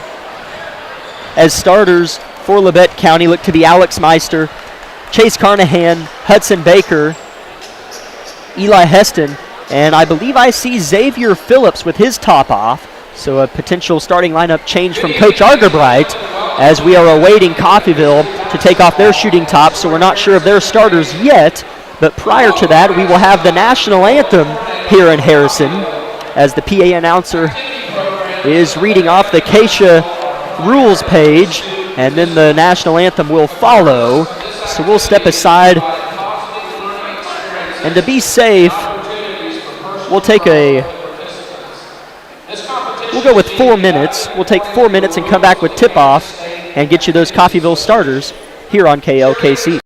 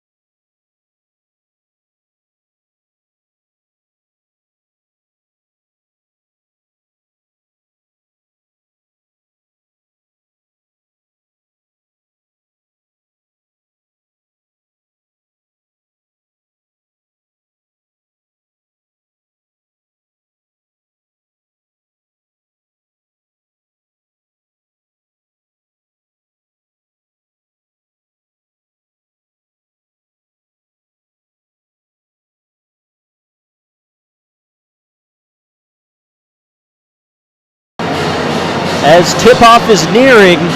Has a pretty good turnout here in Harrison.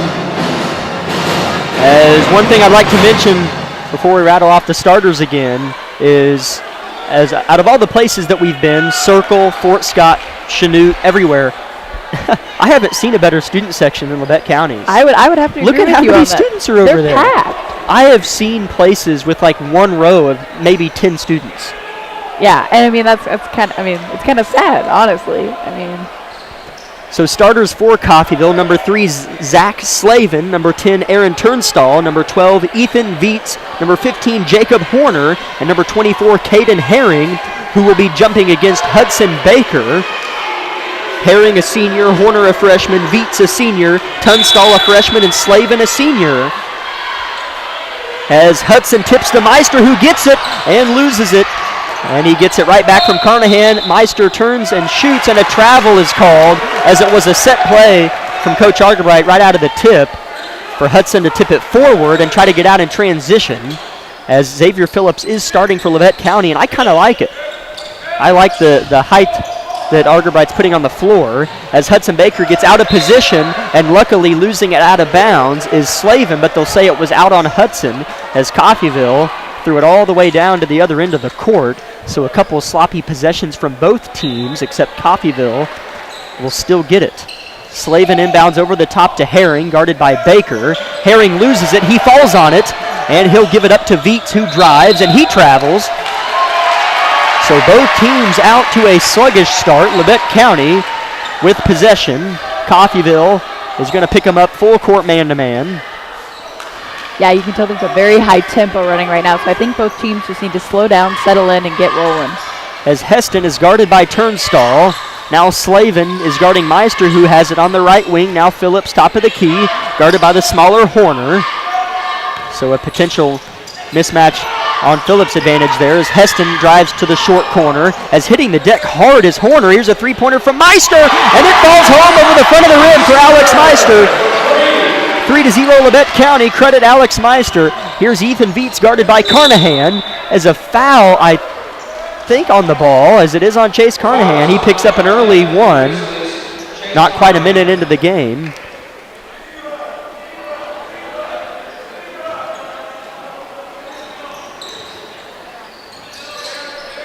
Ball inbounded to Herring. His pull-up no good. Rebounded by Phillips. As here comes Chase Carnahan, creeping it up the court, guarded by Vietz. He'll give it to Phillips, has a three-pointer, and it's good for Xavier Phillips! 6-0 Labette County. 2 for 2 from behind the arc. Xavier Phillips with a three-pointer. Getting his first start of the season is Phillips. Here's Slavin trying to work on Heston. Throws it out of bounds. It'll be possession Labette County. And you can tell momentum is really swinging Labette County's way right now. The boys are excited, and so is our student section, like we mentioned earlier. As here's Heston, gets by Tunstall, and finally backs it down as Coach Argerbright calls a set play here. Hudson comes out and catches it in the high-low formation near the top of the key, gives it to Heston. He loses it, has to track it down, and can't dribble anymore, and throws it across the court to the left wing to Meister. Meister trying to work on Slavin, tries to back him down. Here's Heston, pull up three, and Labette County's 3 for 3 from behind the arc. 9-0 Labette County, they are 3 for 3. As the student section gets on the floor and acts like they're rowing a boat. That was pretty good. As here's a floater, no good from Ethan Vietz, but somehow Horner gets the rebound. Here's a Slavin three-pointer, and he'll quiet the crowd.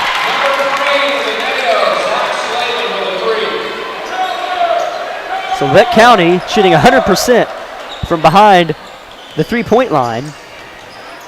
Here, 2.5 minutes into the first quarter, they lead 9-3. A two-pointer has yet to be made, and we have 12 combined points. Here's Phillips, almost traveled but got it back. Pass inside to Baker, gets good position on Herring, and his hook is good. And like you said in pregame, that is exactly what we need to see from Hudson Baker, so great work down in the paint. Labette County with 11 points in under 3 minutes. As Meister gets the block at the top on Vietz. Vietz got downhill, and Meister came in from across the paint and blocked it. Here's Labette County trying to force the Coffeyville timeout. Here's Meister, gets a set play from the sideline, guarded by Slavin, hands it off to Heston. He's guarded still by Tunstall. Both teams in a man-to-man defense. Bounce pass to Baker at the right elbow. He faces on Herring, penetrates, kicks it to Carnahan. Reverses now to Heston, guarded by Tunstall still. Bounce pass to Meister. Phillips backdoors, and it's not there. Meister takes him down. He'll gets position. Oh, he almost got the and one, but he'll shoot 2 from the free throw line. Again, something we see from Meister time and time again is his effort as well, and so no surprise here that he's at the line early. Meister's first free throw's too strong. First sub of the game, John Redford replaces Chase Carnahan.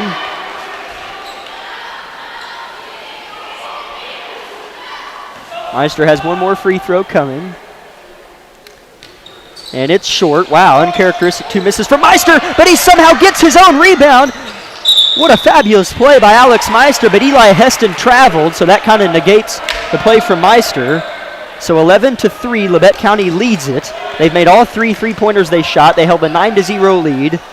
And Zach Slavin knocked down Coffeyville's first three-pointer of the game. Here's Ethan Viets. He's guarded by John Redford. They're forced to switch. Now Hudson Baker's on him, but now they recover. Here's Herring trying to take Baker downhill. Herring misses the fade floater, and Eli Heston snatches down the rebound as we near the halfway point. He throws one all the way down the court to Phillips, who gets it and scores off the glass. As it was a Teddy Bridgewater pass from Eli Heston perfectly in the hands of Xavier Phillips as he banks it in for 2. We have a timeout, Coffeyville. Labette County leads it 13-3. We're going to take 30 seconds on KLKC. Hey Parsons, I'm Anna. This is Raven. We're the Anna and Raven Show, and we can't wait to wake you up on Variety 93.5. We're the show that's all about relationships. So if it's going on at home, at work, in your life, we want to know about it. Also, every day a couple joins us for Couples Court. They tell us what their disagreement is about, and then it's up to you to decide who's right. Want to win cash? You can challenge me daily in pop culture trivia. It's called Can't Beat Raven. Beat me, and you get the jackpot. Get ready to laugh, Labette County. We're the Anna and Raven Show on Variety 93.5. The Anna and Raven Show.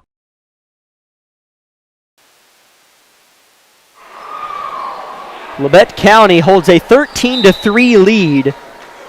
Just 4 minutes into the game here on their home floor against Coffeyville.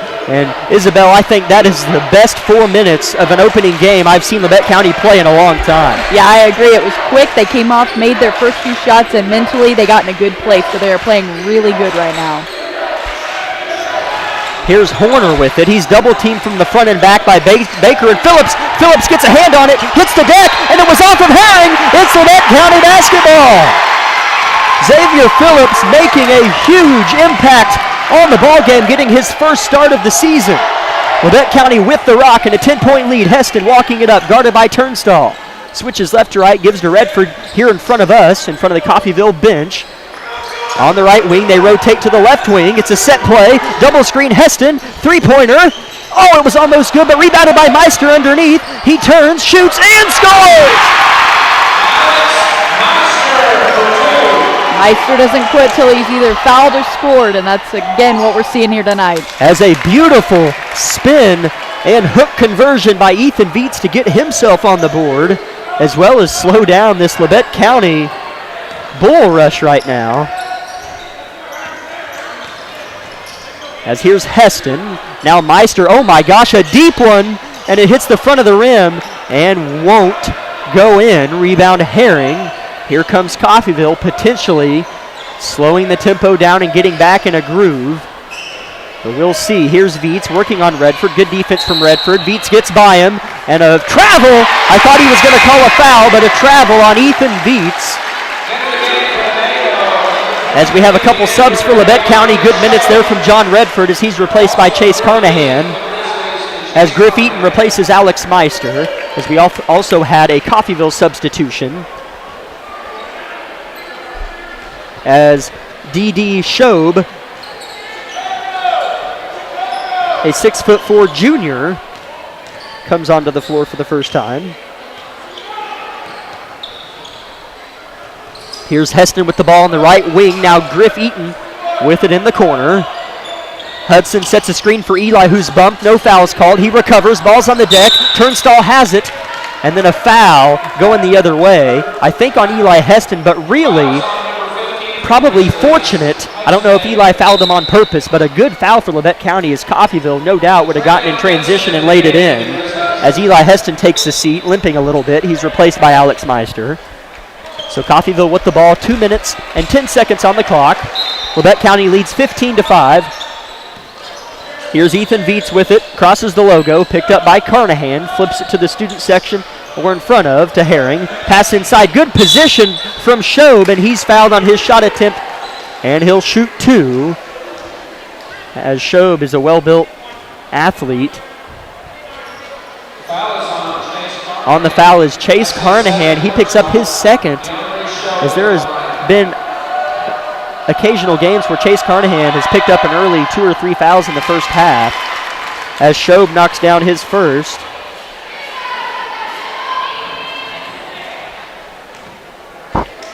Getting the lead to single digits for Labette County. Second one's too strong. Good box out from Trey Vinson. And that's who came in for Eli, not Alex. Alex is already on the floor, so it's Meister, Carnahan, Baker, Eaton, and Vincent on the floor for Labette County. Here's Carnahan, goes behind the back on Herring and switches to the left side. Now gives to Meister, looks to drive, kicks it back out to Carnahan. His three-pointer's too short, and rebounded by Herring as this game's kind of settled in, as Labette County got out to a 13 points in the first 4 minutes as Ethan Viets spins and scores again. As the score now 15-8 as Coffeyville settling in on offense as well as Meister falls, and then a block is called on Shobe as Shobe was on the deck and wanted a Meister travel, and I honestly thought that's what the ref was going to call. Yeah, I did too. That's the second team foul for Coffeyville, first on D.D. Shobe. Carnahan to inbound to Meister, left corner. Set play, Meister comes off the screens. He's not there. Forced to give it to Vincent, right short corner. Guarded by the 6'4" Shobe. Vincent chooses to back it out. Coffeyville forced to switch. Now he's guarded by Turnstall. Baker sets a screen. Here's a dish to Meister. He has a crease. Floater. No good. Here comes Ethan Viets and Coffeyville looking to end the first quarter on a positive note as the lead's only 7 for Labette County. Here's a three-pointer from Slavin, and it's too short. Rebound Griff Eaton with 40 seconds on the clock, and he'll find Carnahan as Coach Argerbright signals for one shot. They've done that a few times in the past couple games they've played, so let's see if they can do that again here. As that has seemed to be the case, you're right.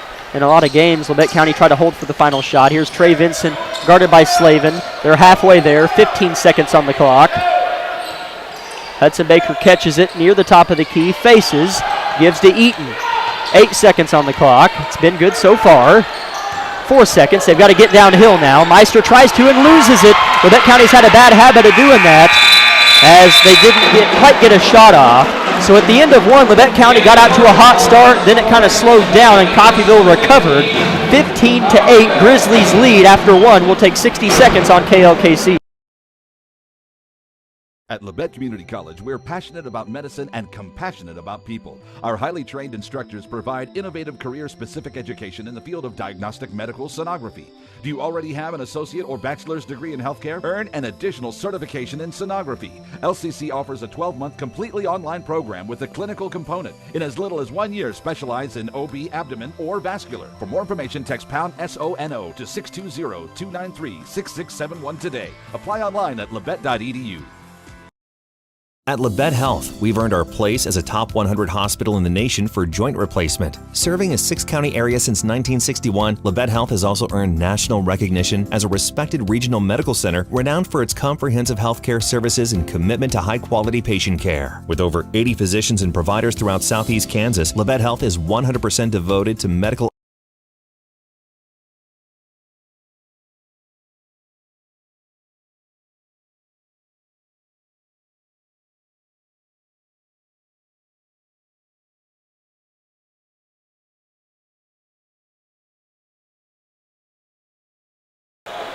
Coffeyville with the ball, only trail by 7. Hudson Baker gets a block, but fouls Shobe, or excuse me, number 11.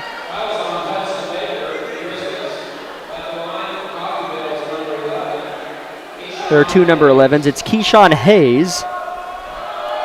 So he'll shoot 2. That's Hudson's second personal, so that's something to keep an eye on as Hayes' first free throw is no good.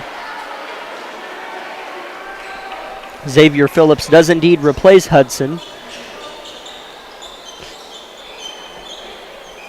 as they take a moment and wipe down some sweat on the floor. Been a very up and down game as Labette County scored 13 points in 3 minutes and 59 seconds. I'm surprised I remember that. But hey, it sounds smart. And then went on to only score 2 in the back half of the first quarter. Second one no good again, as it looked like Coffeyville had every right to the rebound as Herring and Shobe were in there, but Labette County came away with it. Heston's layup no good. He hits the deck hard. Here comes Shobe, push up to Herring. He's in open court and jams it home! Tomahawk dunk for Caden Herring. Oh boy! Lead just 5 for Labette County. Meister 3, good.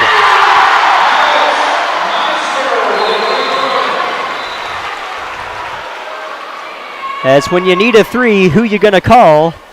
Alex Meister. I tried to do a little Ghostbusters take there. It didn't quite work as well as it did in my head, but I'll take it. As the refs stop the game, the ref's hurt. Oh. As he's kind of laughing as he limps over to the athletic trainer, Chris Brown. Like you said last game. I'm not laughing at the injury, but it was just funny because the refs seemed to be laughing as well. I'm not sure what happened, but anyways, we had a big-time dunk from Caden Herring. And then Alex Meister hit a big 3 to extend the Labette County lead back out to 8. So while they tend to the referee, I think that's the first time I've ever said that in my career. We will remind everybody that tonight's broadcast is powered by Labette Health and the Bartlett Co-op. Other sponsors include Labette Community College, Forbes Hoffman Funeral Homes, Clemens Insurance Agency, Eye Care Associates of Parsons, Doctors Gilmore and Newland, Labette Bank, Woodworth Enterprises, Herman Lumber, Carson Wall Funeral Homes, Commercial Bank, Labette County Mental Health Services, Tank Connection, USD 506, Wood Doolahary Insurance and Real Estate, the Corner Store of Altamont, Community National Bank, Snyder Lawn Care, Altamont Lumber, Oswego Locker, and SEK Orthopedics, Doctors Meister, Mosier, and Morris. As the refs and the coaches had a little discussion, Isabel, do you have any insight for us? Just about as much as you have. Great, thank you very much. No, I'm just kidding. The ref is not on the court. They're just rolling with 2 referees right now. I think that might have been the discussion. You're probably right. As Coffeyville maintains possession, Labette County in a man-to-man. Pass goes inside to Shobe. He's big, and he's fouled by Phillips. As Shobe did not start for Coffeyville, but other than Ethan Viets, seems to be having the biggest impact on this game for Coffeyville. Yeah, he's definitely playing like I would have assumed he would have been a starter. He's definitely showing up tonight for the Tornadoes. That's Xavier's first personal foul, 5th team foul for Labette County. Coffeyville just at 2. As Shobe's first free throw is good.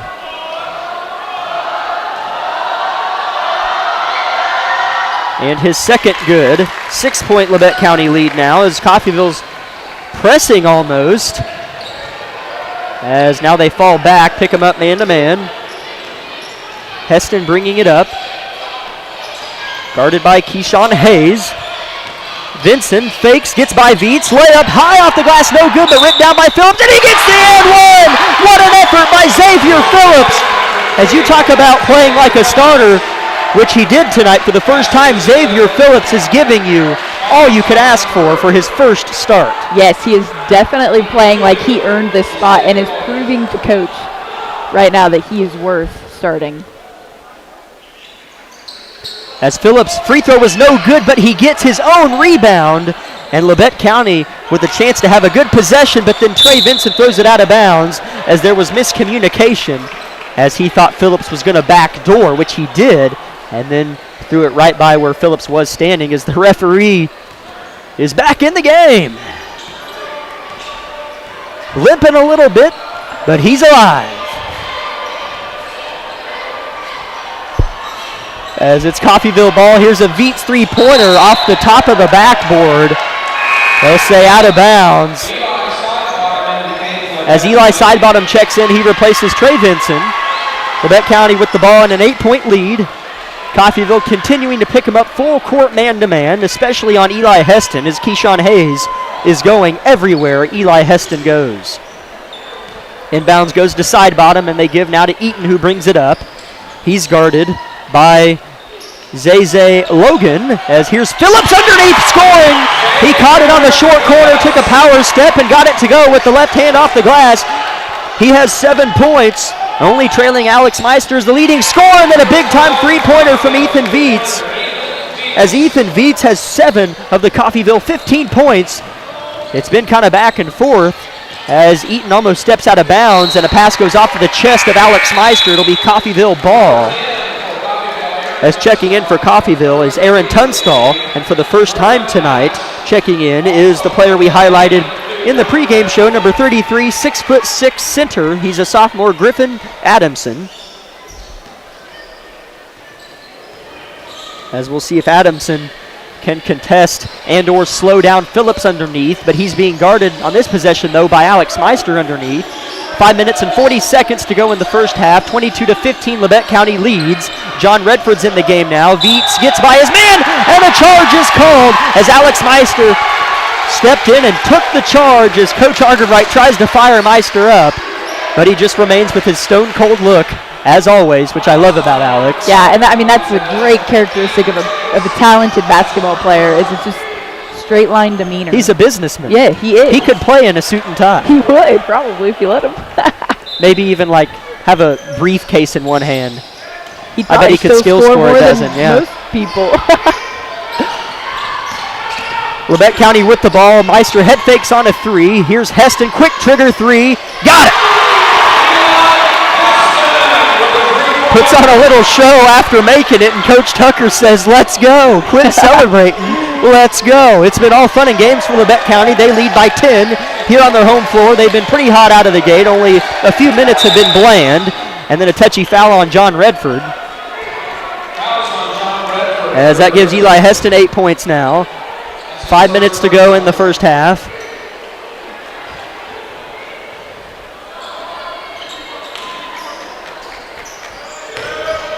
As Veets throws to no man's land, but it's tracked down, luckily for them, by Turnstall. And here's Adamson getting his first touch at the elbow. He'll get it underneath at the left block, and he's rejected. Oh, and they called a foul! As I think that'll be 2 on Xavier Phillips. Yeah, he had a clean block, but I think the ref called he had his hand on his hip, and so that was... As that is 2 on Xavier and 17 fouls on Labette County. Griffin Adamson shooting 2 from the line. First one, toilet bowls in and out. He'll get one more. Checking in is Caden Herring.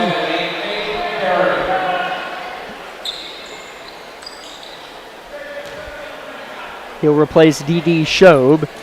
Adamson has one more free throw to come.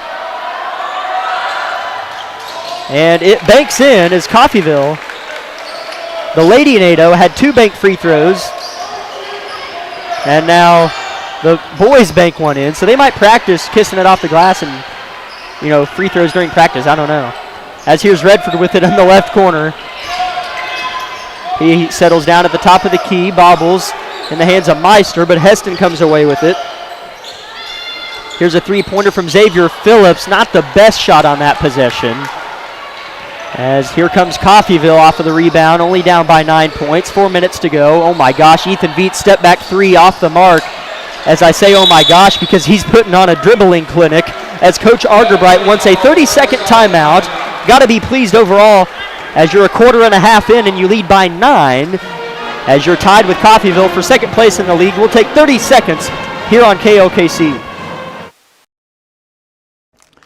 Hi, this is Brian at Bowen. Pharmacy, and we are so excited to have this new compounding lab that we have created and designed to help you choose the different kind of medications that you might need. In here, we do compounding, custom medications for you. We could do bioidentical hormones, so that's testosterone, estrogen, progesterone. We could do DHEA. We could do any of those medications to help you level out those hormones to help you stay healthy and better. We could do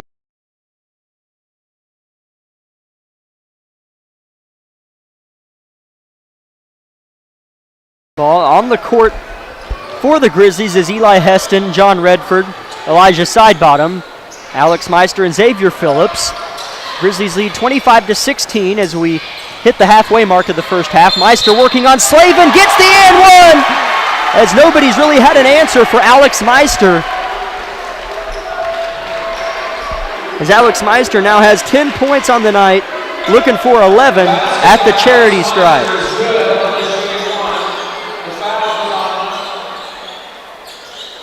As Redford and Phillips getting in their community service hours as they wipe up sweat on the court. Thank you for laughing, as that's probably the third time we've had to do this game. Lots of bodies hitting the deck. Been very physical. As Coach Argerbright comes out onto the court. Oh, he's talking to the ref. I thought he was going to talk to Eli. I'm like, what is he doing? He would like to participate again. The and one free throw from Meister's good. He has 11 points. As him and Eli combined for 20, we talked about how Eli and Alex are probably going to most likely combine for around 30 points a game. Yeah. Who's going to score the rest? And Xavier Phillips has 7. So he's helped answer that call a little bit. Here's a pass tracked down. It wasn't intended for, but caught by Hayes. Coffeyville having some problems with the Labette County press. Meister forced the turnover and then threw the pass out of anticipation, and nobody was there. Tumbled out of bounds. It'll be Coffeyville ball. Herring inbounds to Hayes. Hayes skips it up ahead to Shobe, picked up by Phillips. Back to Herring. 3 minutes and 40 seconds left in the first half. Here's Zay Logan, now Shobe. Back to Logan. Corner in the hands of Tunstall. A lot of dribbling and switching. Here's a three-pointer from the Ville, in and out. And rebounded by Elijah Sidebottom, who finds Phillips on the outlet, who finds Meister up ahead. Doesn't like the numbers he has. Here's Phillips downhill, up and under, layup, good! Xavier Phillips, man, I'm telling you, he has 9 points, and he has looked amazing, and something tells me he might start next Tuesday night. Yeah, I have a feeling he has earned that starting position next week for sure. Redford trying to get a hand on it as Hayes has the ball. Now Herring looking to get downhill on Meister, leans in. Redford tries to take the charge, waiting on the signal, and I think they're just going to say a blocking foul. We'll see. The refs have a conference. That or just a normal foul. They do have a block. So shooting 2 will be Caden Herring. That foul goes on John Redford. That's his second personal, 7th team foul. 8th team foul. Here's Herring at the line, shooting 2. First one's too short.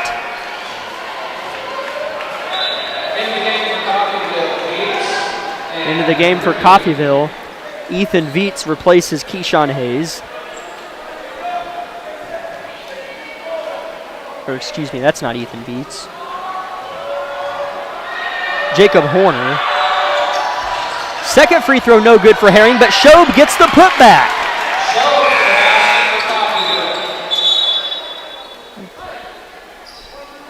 As we might have some confusion at the scores table. So credit Shobe the basket. That's not what this is about. Labette County leads 30-18, as I think there's just something going on at the scores table that they're trying to work out.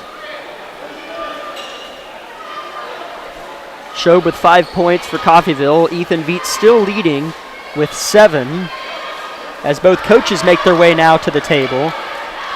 Coffeyville, I don't know if I mentioned this, coached by head coach Griff Walker. This is his first year with Coffeyville.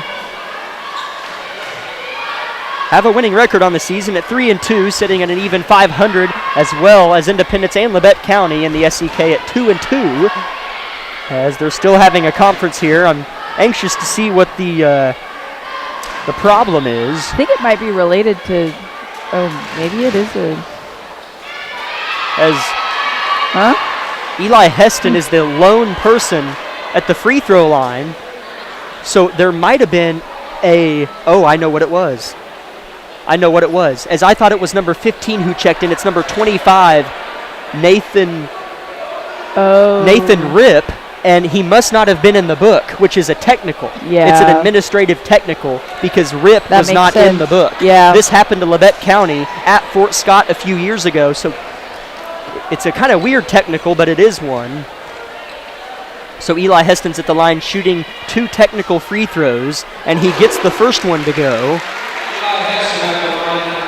So Nathan Rip is in the game for Coffeyville, and he was not in the scores book, so therefore it is what they call an administrative technical. So Heston gets the second one as well. He has 10, Alex with 11.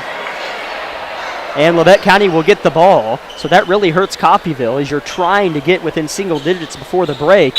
Now you're down 14 playing defense and with under 3 minutes to go. Here's Phillips walking it up the court. Phillips does it all. He'll give it to Redford now near the volleyball stripe. He's picked up by Rip. Phillips catches it near the top of the key. Harassed hard by Shobe. That's a good matchup. Here's Heston. Quick three. It's high arcing. No good. And rebounded by Viets of Coffeyville. He'll try to get out in front. Gets by Heston and backs it out. He shoots a quick three and gets it. Wow, Ethan Viets playing very well. 2 3-pointers and 10 points. Lead just 11 for Labette County. Here's Xavier Phillips. He has 9 points. Played outstanding, getting his first start of the season. Just a sophomore is Phillips. He stands at 6'4". Here's Meister catching it and fouled by Viets right when he caught it.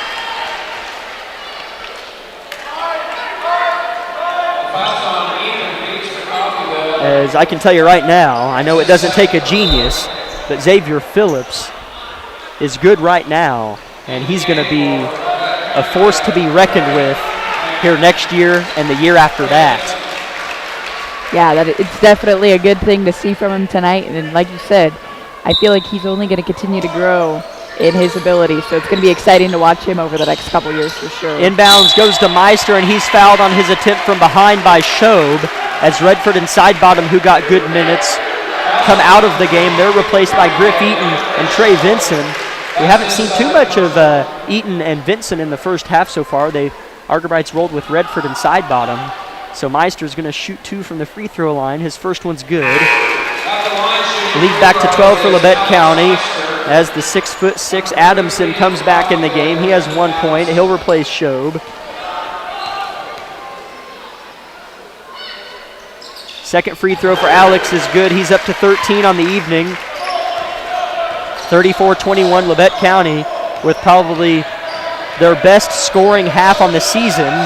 Maybe Chanute could beat that, but they played pretty good there. But playing really good offense here as Adamson gets Phillips to bite and gets a wide open shot and can't make it, but Viets quickly steals it and gives it to a teammate. So Coffeyville with the savored possession thanks to Ethan Viets getting in the passing lane in the full court. As Ethan Viets is the only reason Coffeyville has a beating heart. As here's Herring getting downhill on Meister, layup good.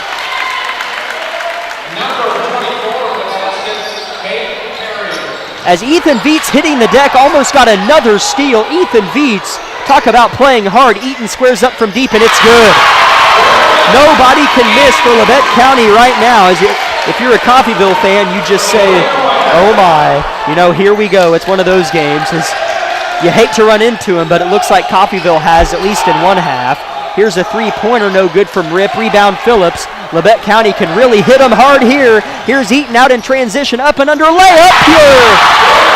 Griff Eaton with a quick 5 points. Labette County leads 39-23, and Harrison is feeling good as Coach Augerbright signals for the fans to get rowdy as there's 30 seconds left in the first half. Veets guarded by Eaton. Layup, no good. Over the back, foul going the other way. Labette County dominating. And Xavier Phillips is feeling good right now, as well as the rest of this team. You love to see momentum swing your way, and that's exactly what's happening right now with these Labette County Grizzlies. As that is the 8th team foul on Coffeyville, so Eli Heston shooting a 1-and-1. He's 2 for 2 from the line.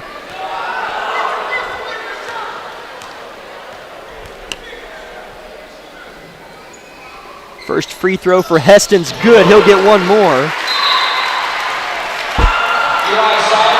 As John Kohler is going to check in for Eli Heston, as Elijah Sidebottom replaces Alex Meister. So if Eli makes the free throw, we'll see John Kohler for the first time tonight.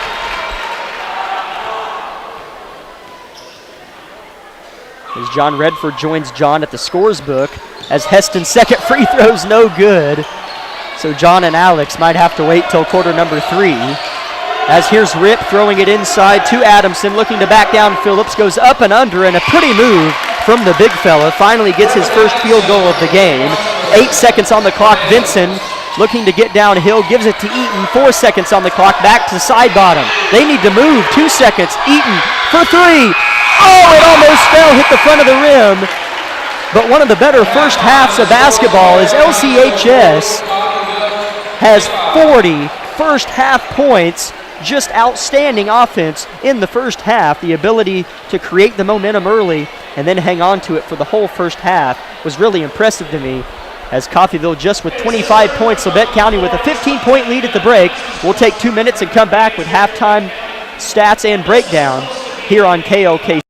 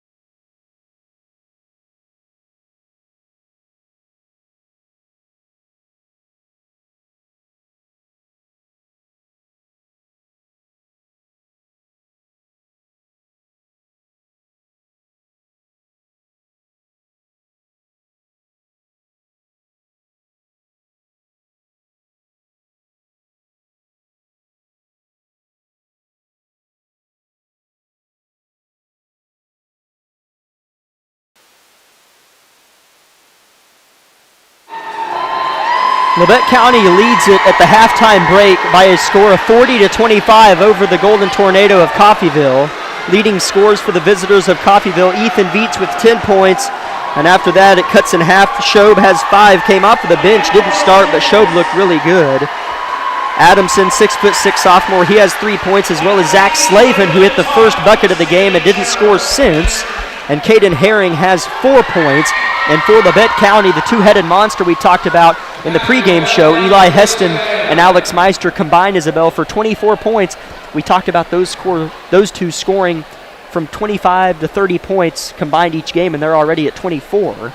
Alex with 13 of those, Eli with the other 11. Xavier Phillips rounding that out perfectly with 9 points. You want to have that third scorer, and Xavier Phillips has provided that. After that, Griff Eaton has 5. He was a big part of why they have such big momentum going into the halftime break, because he hit a three-pointer, then Trey got a steal, and then Eaton got a transition floater. So it's Griff Eaton. Those 5 points that he scored came at the perfect time as it stretched the lead back out to 15 as Hudson Baker has 2 points. So 5 different scores for Labette County. They looked mighty good in that first half. Break down a little bit of what we saw.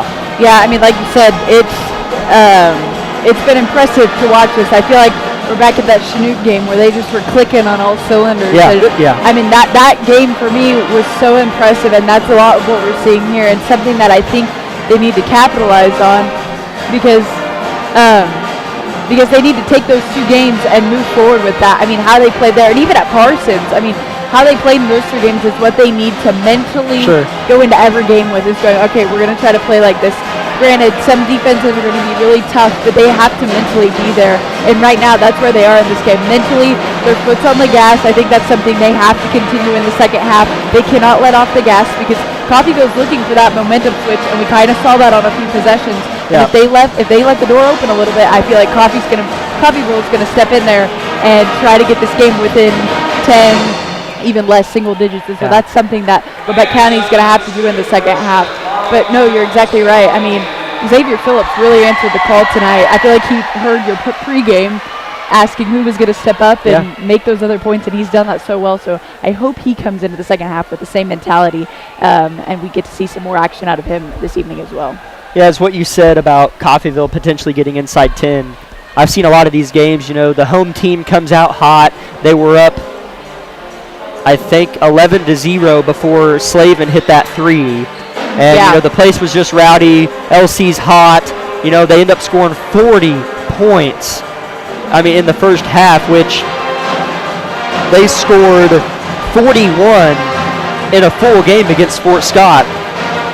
So, I mean, they've almost outscored themselves in a half than they've scored in some full games.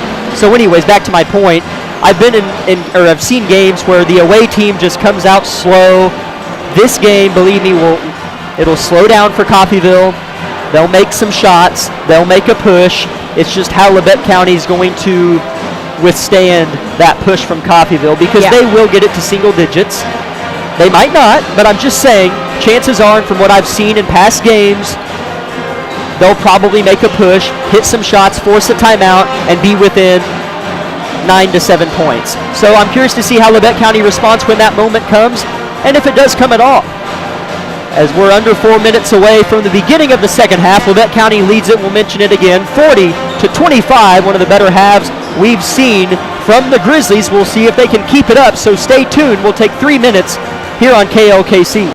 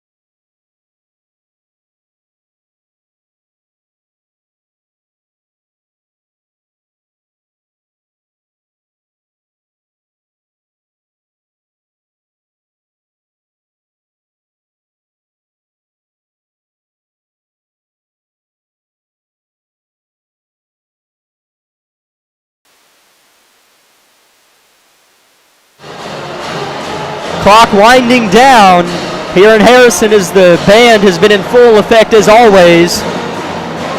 Back-to-back home games for Labette County. Good turnouts in both of them. As this one has been a good game. Labette County leads 40-25. As look who's starting the second half for Coffeyville. D.D. Shobe. He didn't start the game, but when he came in, you could tell he deserved to start. And here he is starting the second half. Starters for the second half for Coffeyville. Ethan Viets, Caden Herring, Keyshawn Hayes. Hayes didn't start the game. D.D. Shobe didn't start. He's in. And Aaron Turnstall. So 3 starters who started originally, and then 2 starting the second half. For Labette County, it's the original starters, Eli Heston, Xavier Phillips, Alex Meister, Hudson Baker, and Chase Carnahan. Keep in mind, we didn't see a ton of Chase Carnahan because he picked up 2 fouls late in the first quarter. So Argerbright was smartly conservative with Carnahan, but he's back in the game and has the ball now, guarded by Viets on the first possession of the second half. Here's Alex Meister with the ball now off of the give, guarded by Hayes. Dribbles and hands. Forced to switch is Coffeyville. Shobe guarding Meister now. Meister gives it to Heston. He has a lane. Layup off of the glass, no good. He gets his own miss and is fouled on the floor. He wasn't shooting. As I want to say D.D. Shobe on the foul. As they do get Shobe. That's his 3rd personal. Wow, so we could see a substitution from Coach Walker. We'll see as Carnahan, the inbounder, throws it poked out of bounds by Turnstall. It stays with Labette.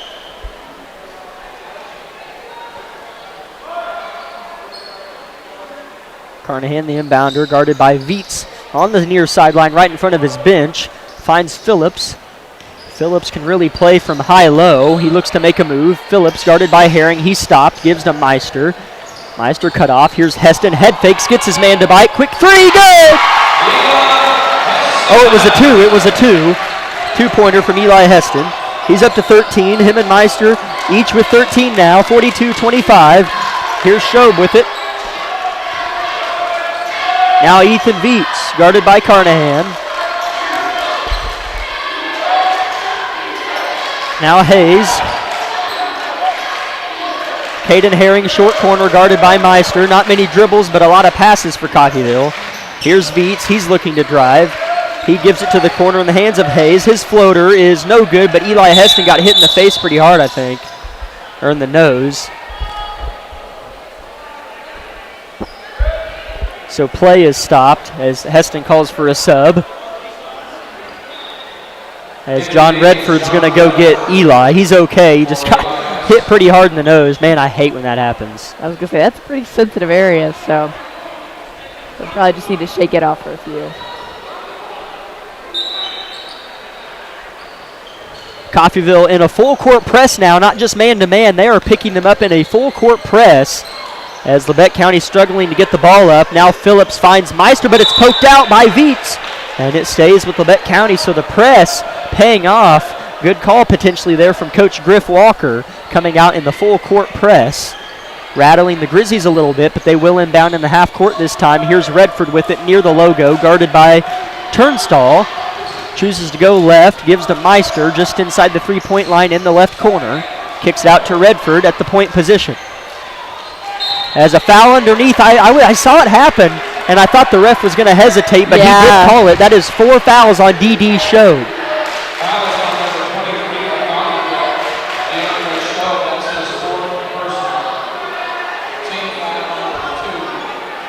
Labette County yet to foul as we're really only a minute 45 into the second half. It feels like longer. Carnahan looking to inbound.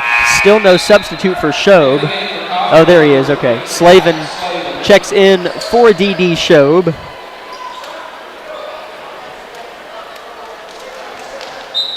Carnahan's going to inbound. He's guarded by Viets.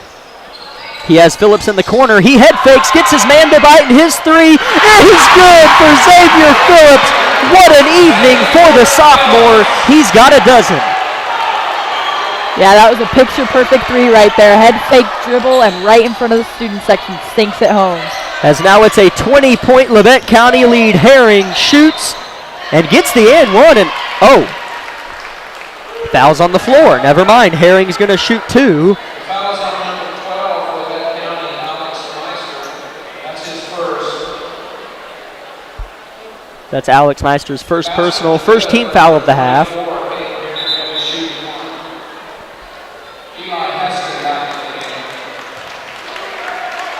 As Eli Heston comes back in, good to see him okay. He replaces John Redford.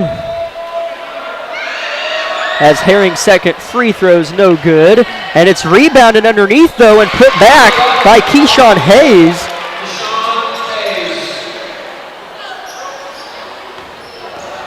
As here goes Alex Meister getting downhill. His layup's no good. Rebounded by Herring. Here comes Coffeyville out in front. Long pass landed out of bounds as it was from Herring, intended underneath the basket for Turnstall. It'll be Labette County ball.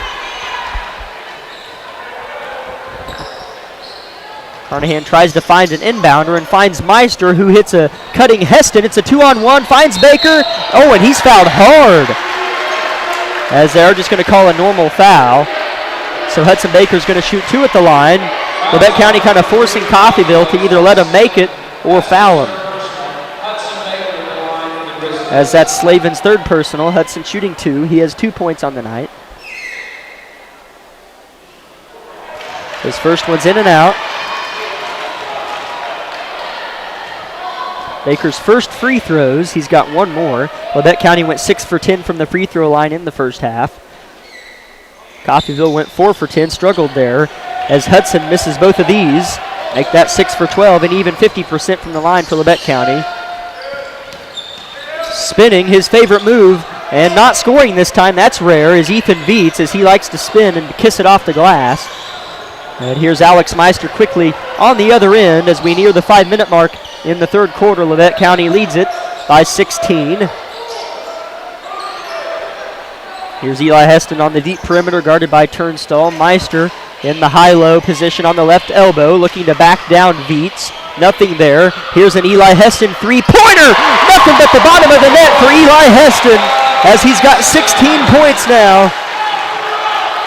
Eli Heston really shooting the ball well. That's 3 3-pointers for the deadly sharpshooter.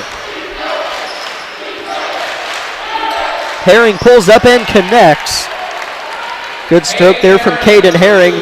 He's the leading scorer in the second half with 3 points. As Heston has it, nobody's on him, and it's good! You probably could have guessed that before I even said it, but Eli Heston now with 19 points, 20-point Labette County lead. And like we talked about at half, they had to keep the gas going to keep this lead large, and that's exactly what they're doing here. Great job by the Labette County Grizzlies. Good defense from Phillips leads to a Hayes travel, and it'll be Labette County ball.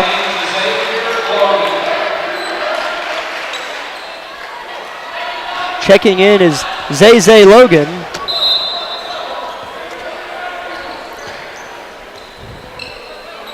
For Coffeyville, as Phillips passed to Carnahan, almost hit the bottom of the backboard as Phillips traveled.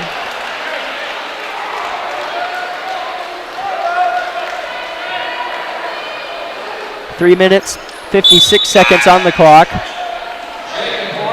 20-point Labette County lead. Somebody we haven't seen for a while for Coffeyville checking in. Jacob Horner. He replaces Keyshawn Hayes. Pass goes to the short corner to Herring, looking to go one-on-one with Baker. Good help side from Meister. Here's a jumper too short, but saved into the hands of Horner. Good hustle play there by Zay Logan. And Coffeyville maintains possession. As Viets spins again and gives it back out. And here's Herring looking to get downhill, and a foul before the block. So it might not be on Meister.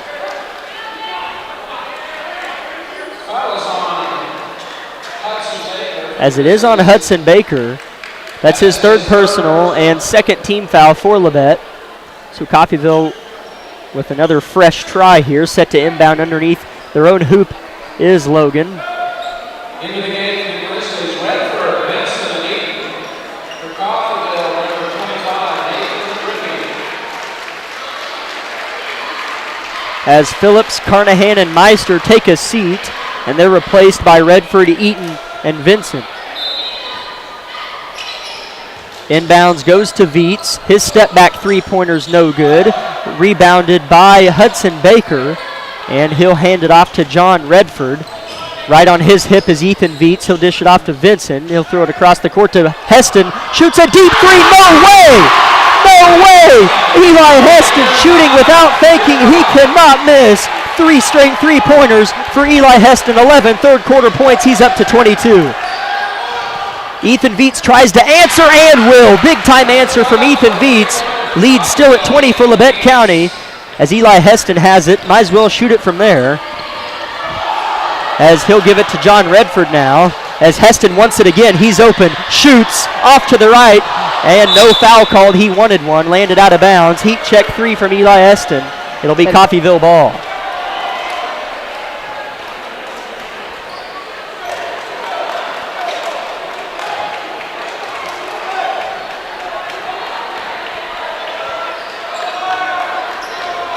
Horner with the ball, guarded by Vincent on the far side. Now works his way to midcourt at the logo.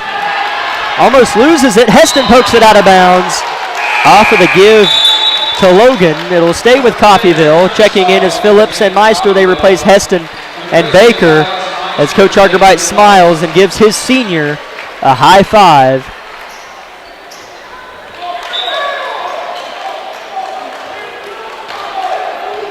The inbounds goes to Viets. He's pressured hard by Eaton. Viets drives, shoots, and a foul is called. Good take from Ethan Viets. He'll go to the line to shoot 2 as he's played awful hard.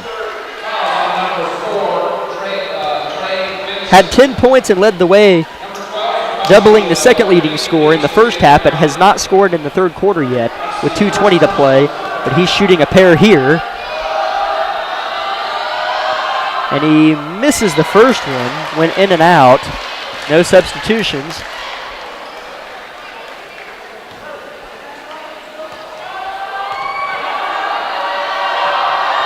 His second one no good as well, but rebounded on the far side by Logan. Viets bailed out by his teammate. Now Herring inside, turns and is rejected. As Phillips and Meister were sandwiching Herring. I'm curious to see who they got on the foul, as they're going to get Phillips from the backside. So Herring, this will be his 5th and 6th free throws tonight. First one's good.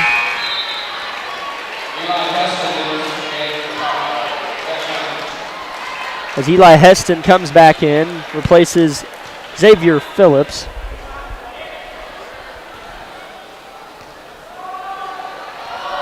Herring's second free throw is too short and rebounded by Trey Vincent, who had to track it down and then throw it off of Herring. So Labette County will maintain possession. Heston throws it over the top of 2 defenders to Redford, who has open court and slows it down as he's cut off. Here's Heston, guarded closely this time by Turnstall, who's kind of learned his lesson. Heston gives it to Redford, left wing. He's defended by Logan. And he'll try to go baseline, jump stops, and gives to Meister, who drives. Pass across the court to Eaton. He has a lane, up and under, layup, pure. Eaton with 7 points. Didn't score in the first quarter and went on a 5-0 run in the second quarter. Now with his first field goal of the second half, 90 seconds to go in the third quarter. LC leads 56-35. Here's a Viets three-pointer off the mark, rebounded by Alex Meister.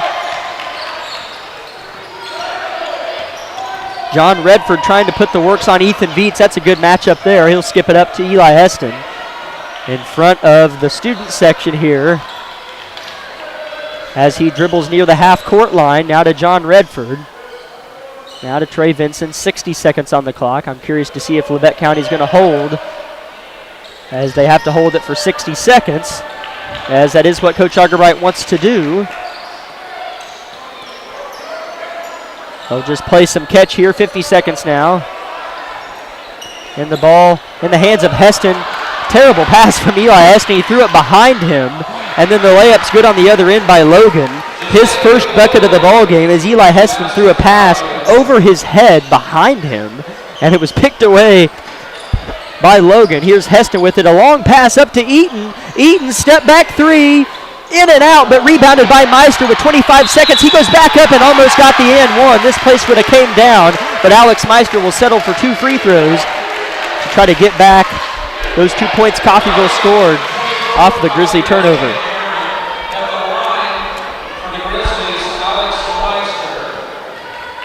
And again, Grizzlies being relentless here, not letting up on the defense.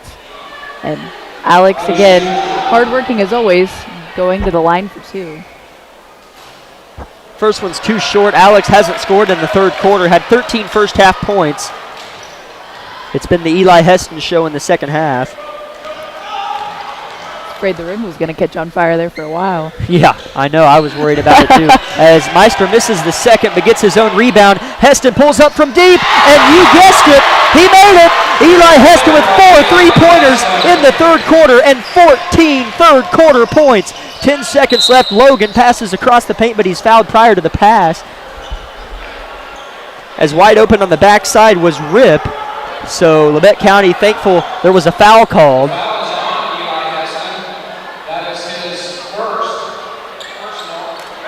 As I look up at Eli Heston's family, whom I know very well, and very humble family, as they look like Eli hasn't scored all night. Yeah.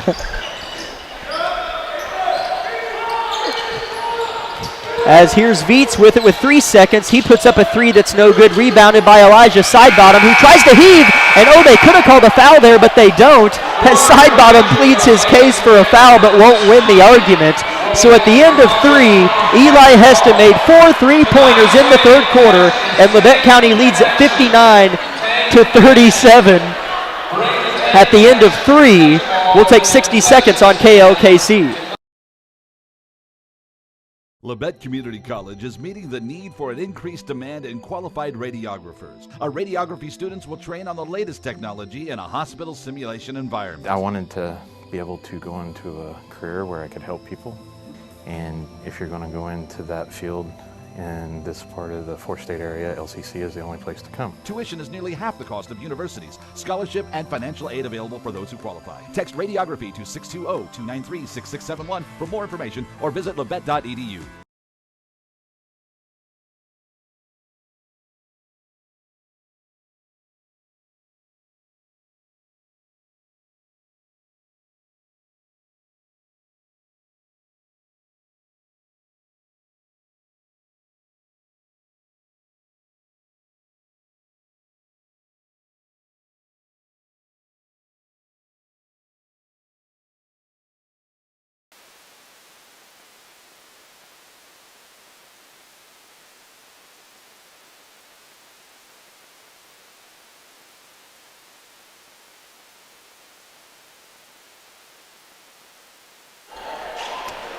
Coffeyville will start with the basketball as we begin play in the fourth quarter. Labette County leads 59-37 as they had a 19-point third quarter, led by Eli Heston,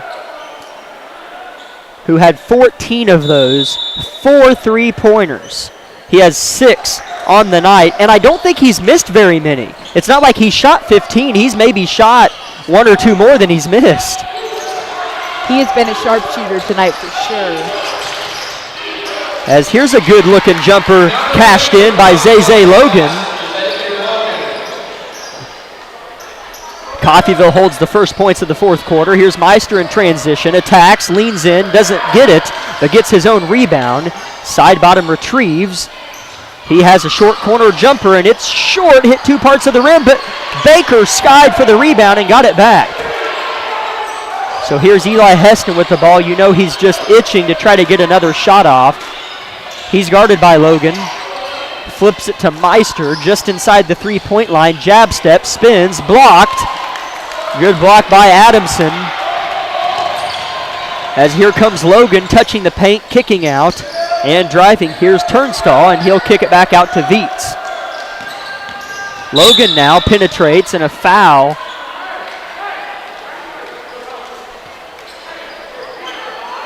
As Logan was driving, we have a foul on Eli Heston. That's his second personal, 6th Labette County team foul of the second half. Chase Carnahan and Elijah Sidebottom take a seat as Xavier Phillips comes back in, as well as Griff Eaton. Phillips with 12 points on the night. Started for the first time this season, just a sophomore. Here's a quick trigger three-pointer, but it's rebounded underneath by Turnstall, and now it's in the hand of Viets. Viets, shifty, has it stolen by Phillips. Phillips in transition, and he has it stripped away. Good defense in transition from JoJo Hernandez, as Hernandez was the one who attempted the three-pointer that was missed on this end. As if Hernandez couldn't keep up with Phillips, I know Xavier was probably wanting to try to slam that home. Here's a three-pointer from Meister, hit the front of the rim, no good. Baker out-muscles the rebound. Here's an Eaton three, and it's nothing but the bottom of the net. Labette County smoking hot here in Harrison. As now Griff Eaton has 10 points. Viets rejected by Hudson, as Viets still scrapping for it, and then he fouls Baker. As Baker hits the deck, Viets hit him low. I will say, though, Viets is putting in the effort tonight. Oh, yeah, oh man, yeah, there's no doubt. Viets has played harder than anybody on Coffeyville's team all night. As Chase Carnahan replaces Alex Meister.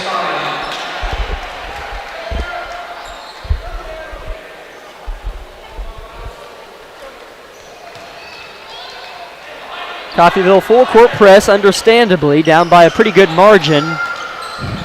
23 points.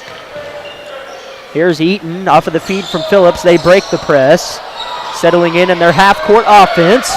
Hernandez guarding Eaton, who has the ball. Dribbles left, hands off to Carnahan. They switch. Hernandez still on the ball. Now Phillips left wing, pass inside for Baker. And he'll have to come get it behind the three-point line.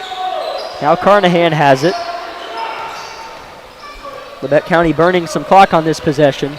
Here's Heston with it. He's guarded by Hernandez now. Heston switches from right to left, gets to the hoop. No foul called. Good block at the top from Adamson. And here comes Coffeyville. 5.5 to go in the ball game. As with it is Logan. Now Viets feed inside to Adamson. Adamson working on Baker. Now they'll throw it to the corner. Turnstall. Here's Hernandez, hits a cutting Logan, and he has it stripped away. Hudson Baker playing really nice defense here in the fourth quarter so far. Yeah, the last couple of possessions he's had really good stops, so great work out of Hudson. Here's Eaton, fakes the spin left, almost traveled, but got it off to Phillips. And now Eaton gets it back. Eaton drives, and a foul's called on Hernandez. Ball will be inbounded underneath Labette County's own basket.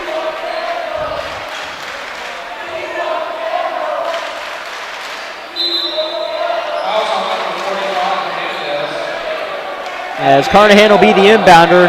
Couple substitutions for both teams. Is checking back in as Shobe, who's playing with 4 fouls for Coffeyville.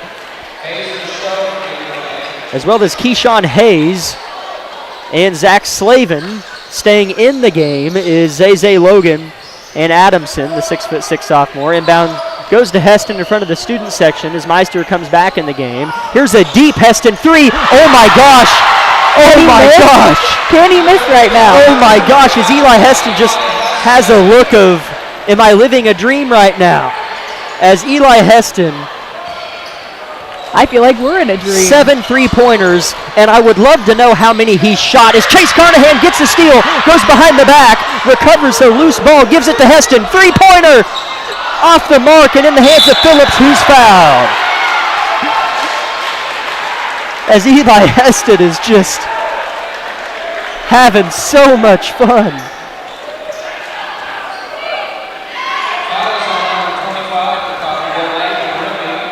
As that foul goes on Shobe, who wasn't in the game long, and that's his 5th personal.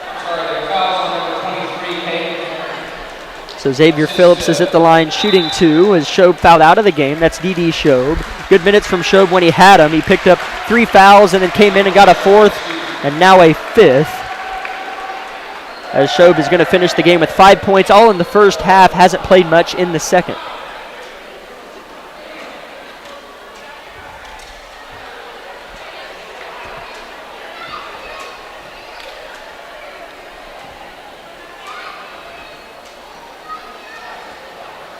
As when somebody makes a three, there's things announcers say, you know, like bang or connects or yes or makes it. I'm running out. I have... Got to break out the thesaurus. I have no more left. Xavier Phillips knocks down the first one. Second one's good. 67-39, Labette County shooting the ball exceptional here tonight. As Baker with another block as Logan was looking to drive and Baker met him at the top. Labette County looking to make it a 30-point lead on this possession.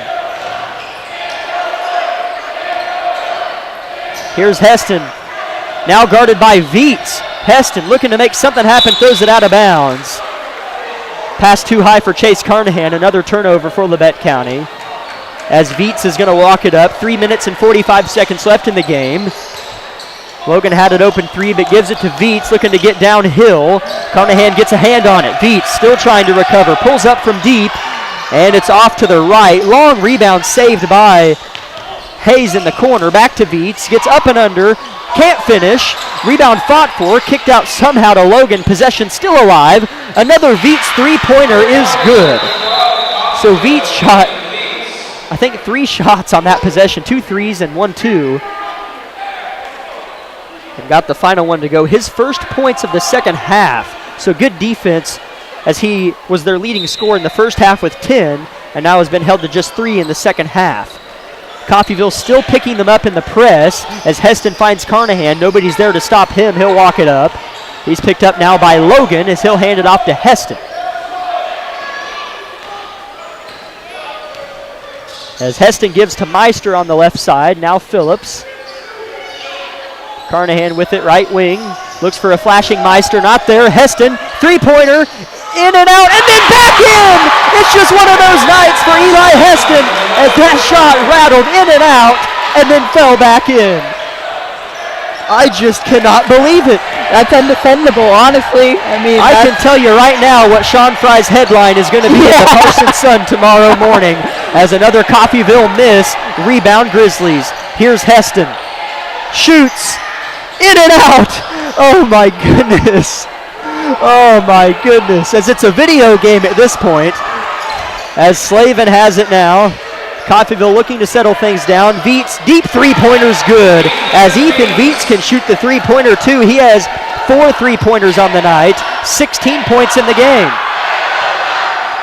I can't tell what the student section is chanting. I'm not sure what's going on over there. As they're chanting something. Has this just been fun and games for Labette County as Coach Argerbright calls a timeout as Alex Meister probably wishes he wouldn't have called that timeout as Alex Meister made the shot. But now I know what the student section was cheering for. They wanted John Kohler to come in the ballgame. So John Kohler's going to get a few looks at a three-pointer. As this place is loud as Coach Argerbright cheers on his starters and encourages the fans to do the same. And it has just been an amazing night for the Grizzlies of Labette County. They lead by 25. Eli Heston. And if I read the lips of my brother correctly, he just told everybody in that huddle to give the ball to John. He's still pointing at him. John Cohen. I think that's what we're looking at. Is gearing up to pop a three, and you know he's going to do it in front of the student section. As Eli Heston probably isn't going to come back in the game, he finished with 8 three-pointers, and I don't think he could have shot more than 13. So that is totally unbelievable. Agree. So here we go, Labette County with it, potentially looking to get John Kohler a three-pointer. Here they're going to spot him up. Deep three-pointer, too strong for John Kohler. Now a minute 50 to go in the game. Here comes Logan. Now Viets looks for a three, and he gets it. Good-looking stroke from Ethan Viets. He has 19 now, 5 three-pointers. 70-48, Labette County still with a more than comfortable lead with a minute 30 to go in the game. Here's Redford, guarded by Logan. as Veets gambles and fouls Redford. So now John Redford's going to go to the line to shoot a 1-and-1. Redford looking for his first points of the night. At the line shooting for Labette County is John Redford. Number 15 for Coffeyville, taking quarterback in the game. Number 5 for Grizzlies, Eli Heston. Wow, Heston's back in the game. Are we setting a state record? I think he's trying to set a record. That's what they put him back in there for. As Tanner Russell's sitting up there probably sweating. I don't know if he holds the record or not, but he's a good shooter that comes to mind. As Tanner Russell's in the building, really good shooter, graduated a few years ago from Labette County as Redford knocks down the first of 2 free throws.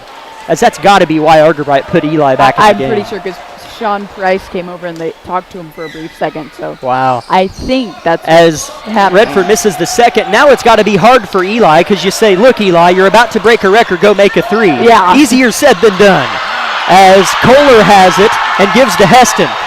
As Heston flips it up ahead for Easley, but Baher saves it. Back to Heston.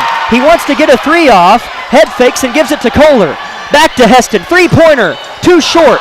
Rebounded by Daniel Easley. They're looking for Heston. No foul called as Coffeyville has it. As I don't know what the record is. If it's surely probably not a state record, but maybe a Labette County record. Eli's close enough that that's why they... As we have a foul going the other way with 47 seconds on the clock. And so...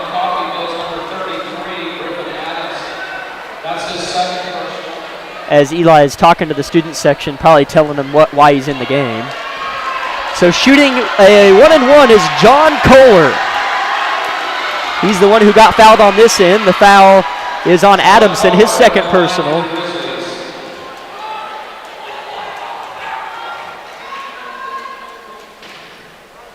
As John Kohler knocks down the first one, and the student section wanted him to make a 3, but they'll probably take a free throw. I think that'll satisfy them. His second one too strong. Rebound Adamson. Outlet up ahead. Here's a deep 3-pointer. Oh my gosh! And it's canned by Ethan Veets. He has 4 3-pointers in the fourth quarter as Daniel Easley, the inbounder, stepped on the line before he threw it in. So now it's Coffeyville's ball. Ethan Veets looking for a 3. Too strong this time. Tracked down by Labette County. Here's Baher up ahead to Heston. 3-pointer. No good. And it's tracked down in the corner by Veets, and he loses it. And then a push on Labette County, and Veets is going to come shoot a 1-and-1 on this end. As I kind of had a bad feeling whenever Eli came back in the game, because you know how hard it would be to say, look, you're this close to a record, get back in there and do what you've made 8 of. Like, it's just hard, you know, I mean, it's different when you're just out there. I mean, he was shooting so naturally. Yeah. And it's a whole now different it's hard. story. It's hard There's now. pressure. So Ethan Veets having a fabulous night. They're down 21. Still, but I mean, how many Veets is keeping the score as he makes the first free throw.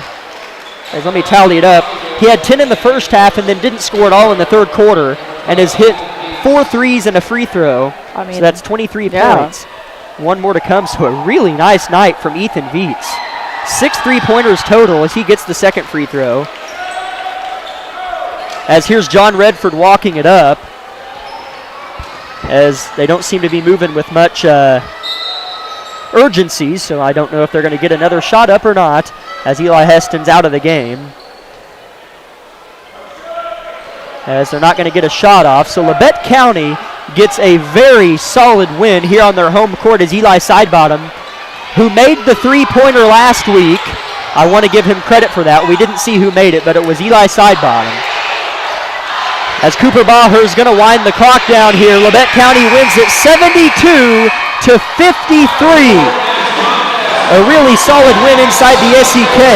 They move on to 3-6 in the season, heading into Burlington next week as they move on to 3-2 inside the SEK as they'll jump Coffeyville for second place. And I'm not sure how Independence ended up tonight, but they were tied there as well with these two teams at 2-2 in the league. as I'm going to try to flag down Eli Heston and get him to come up here for an interview.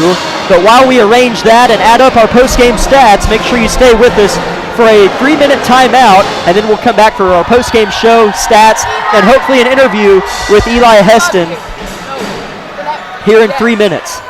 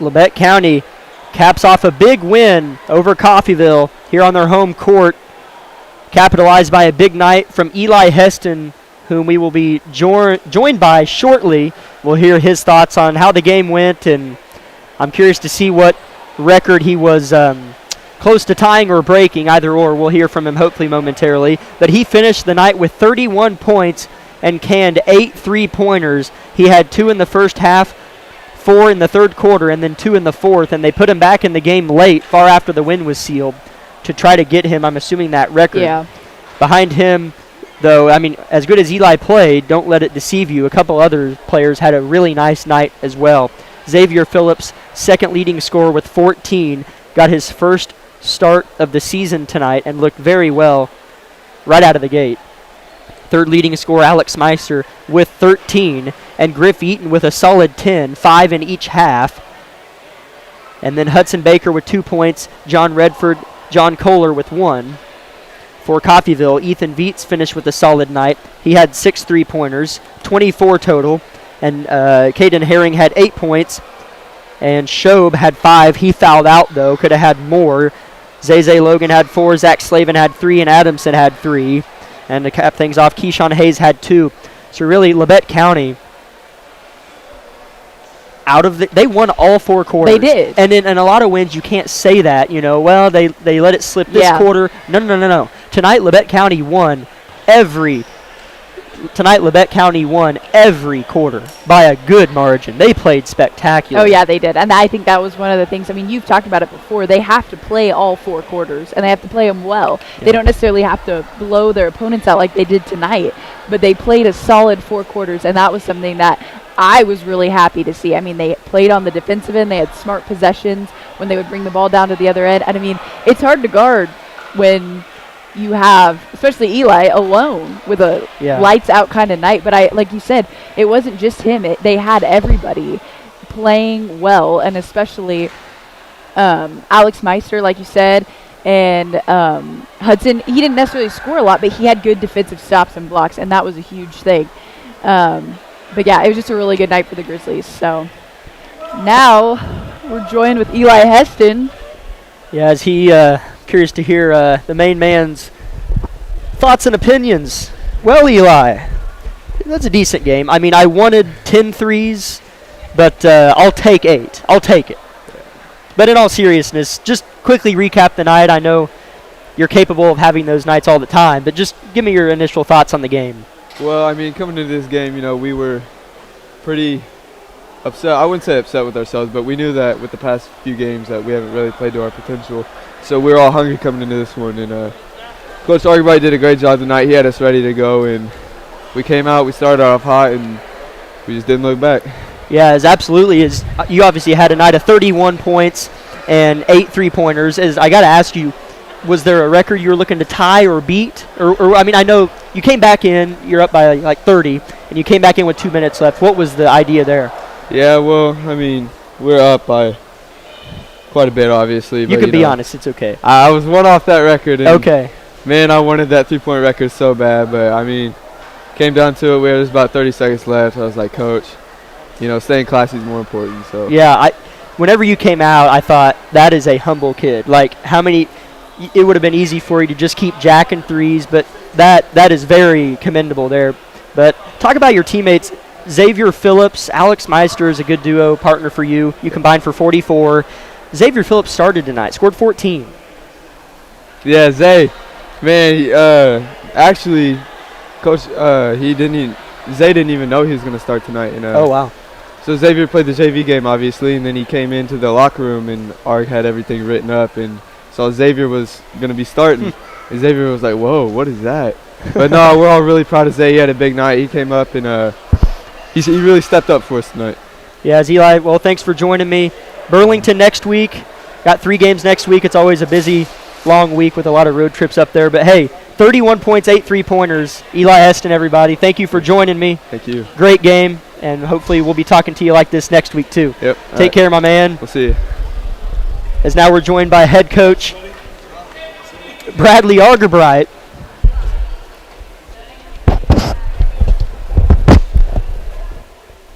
As coach, first off, great win.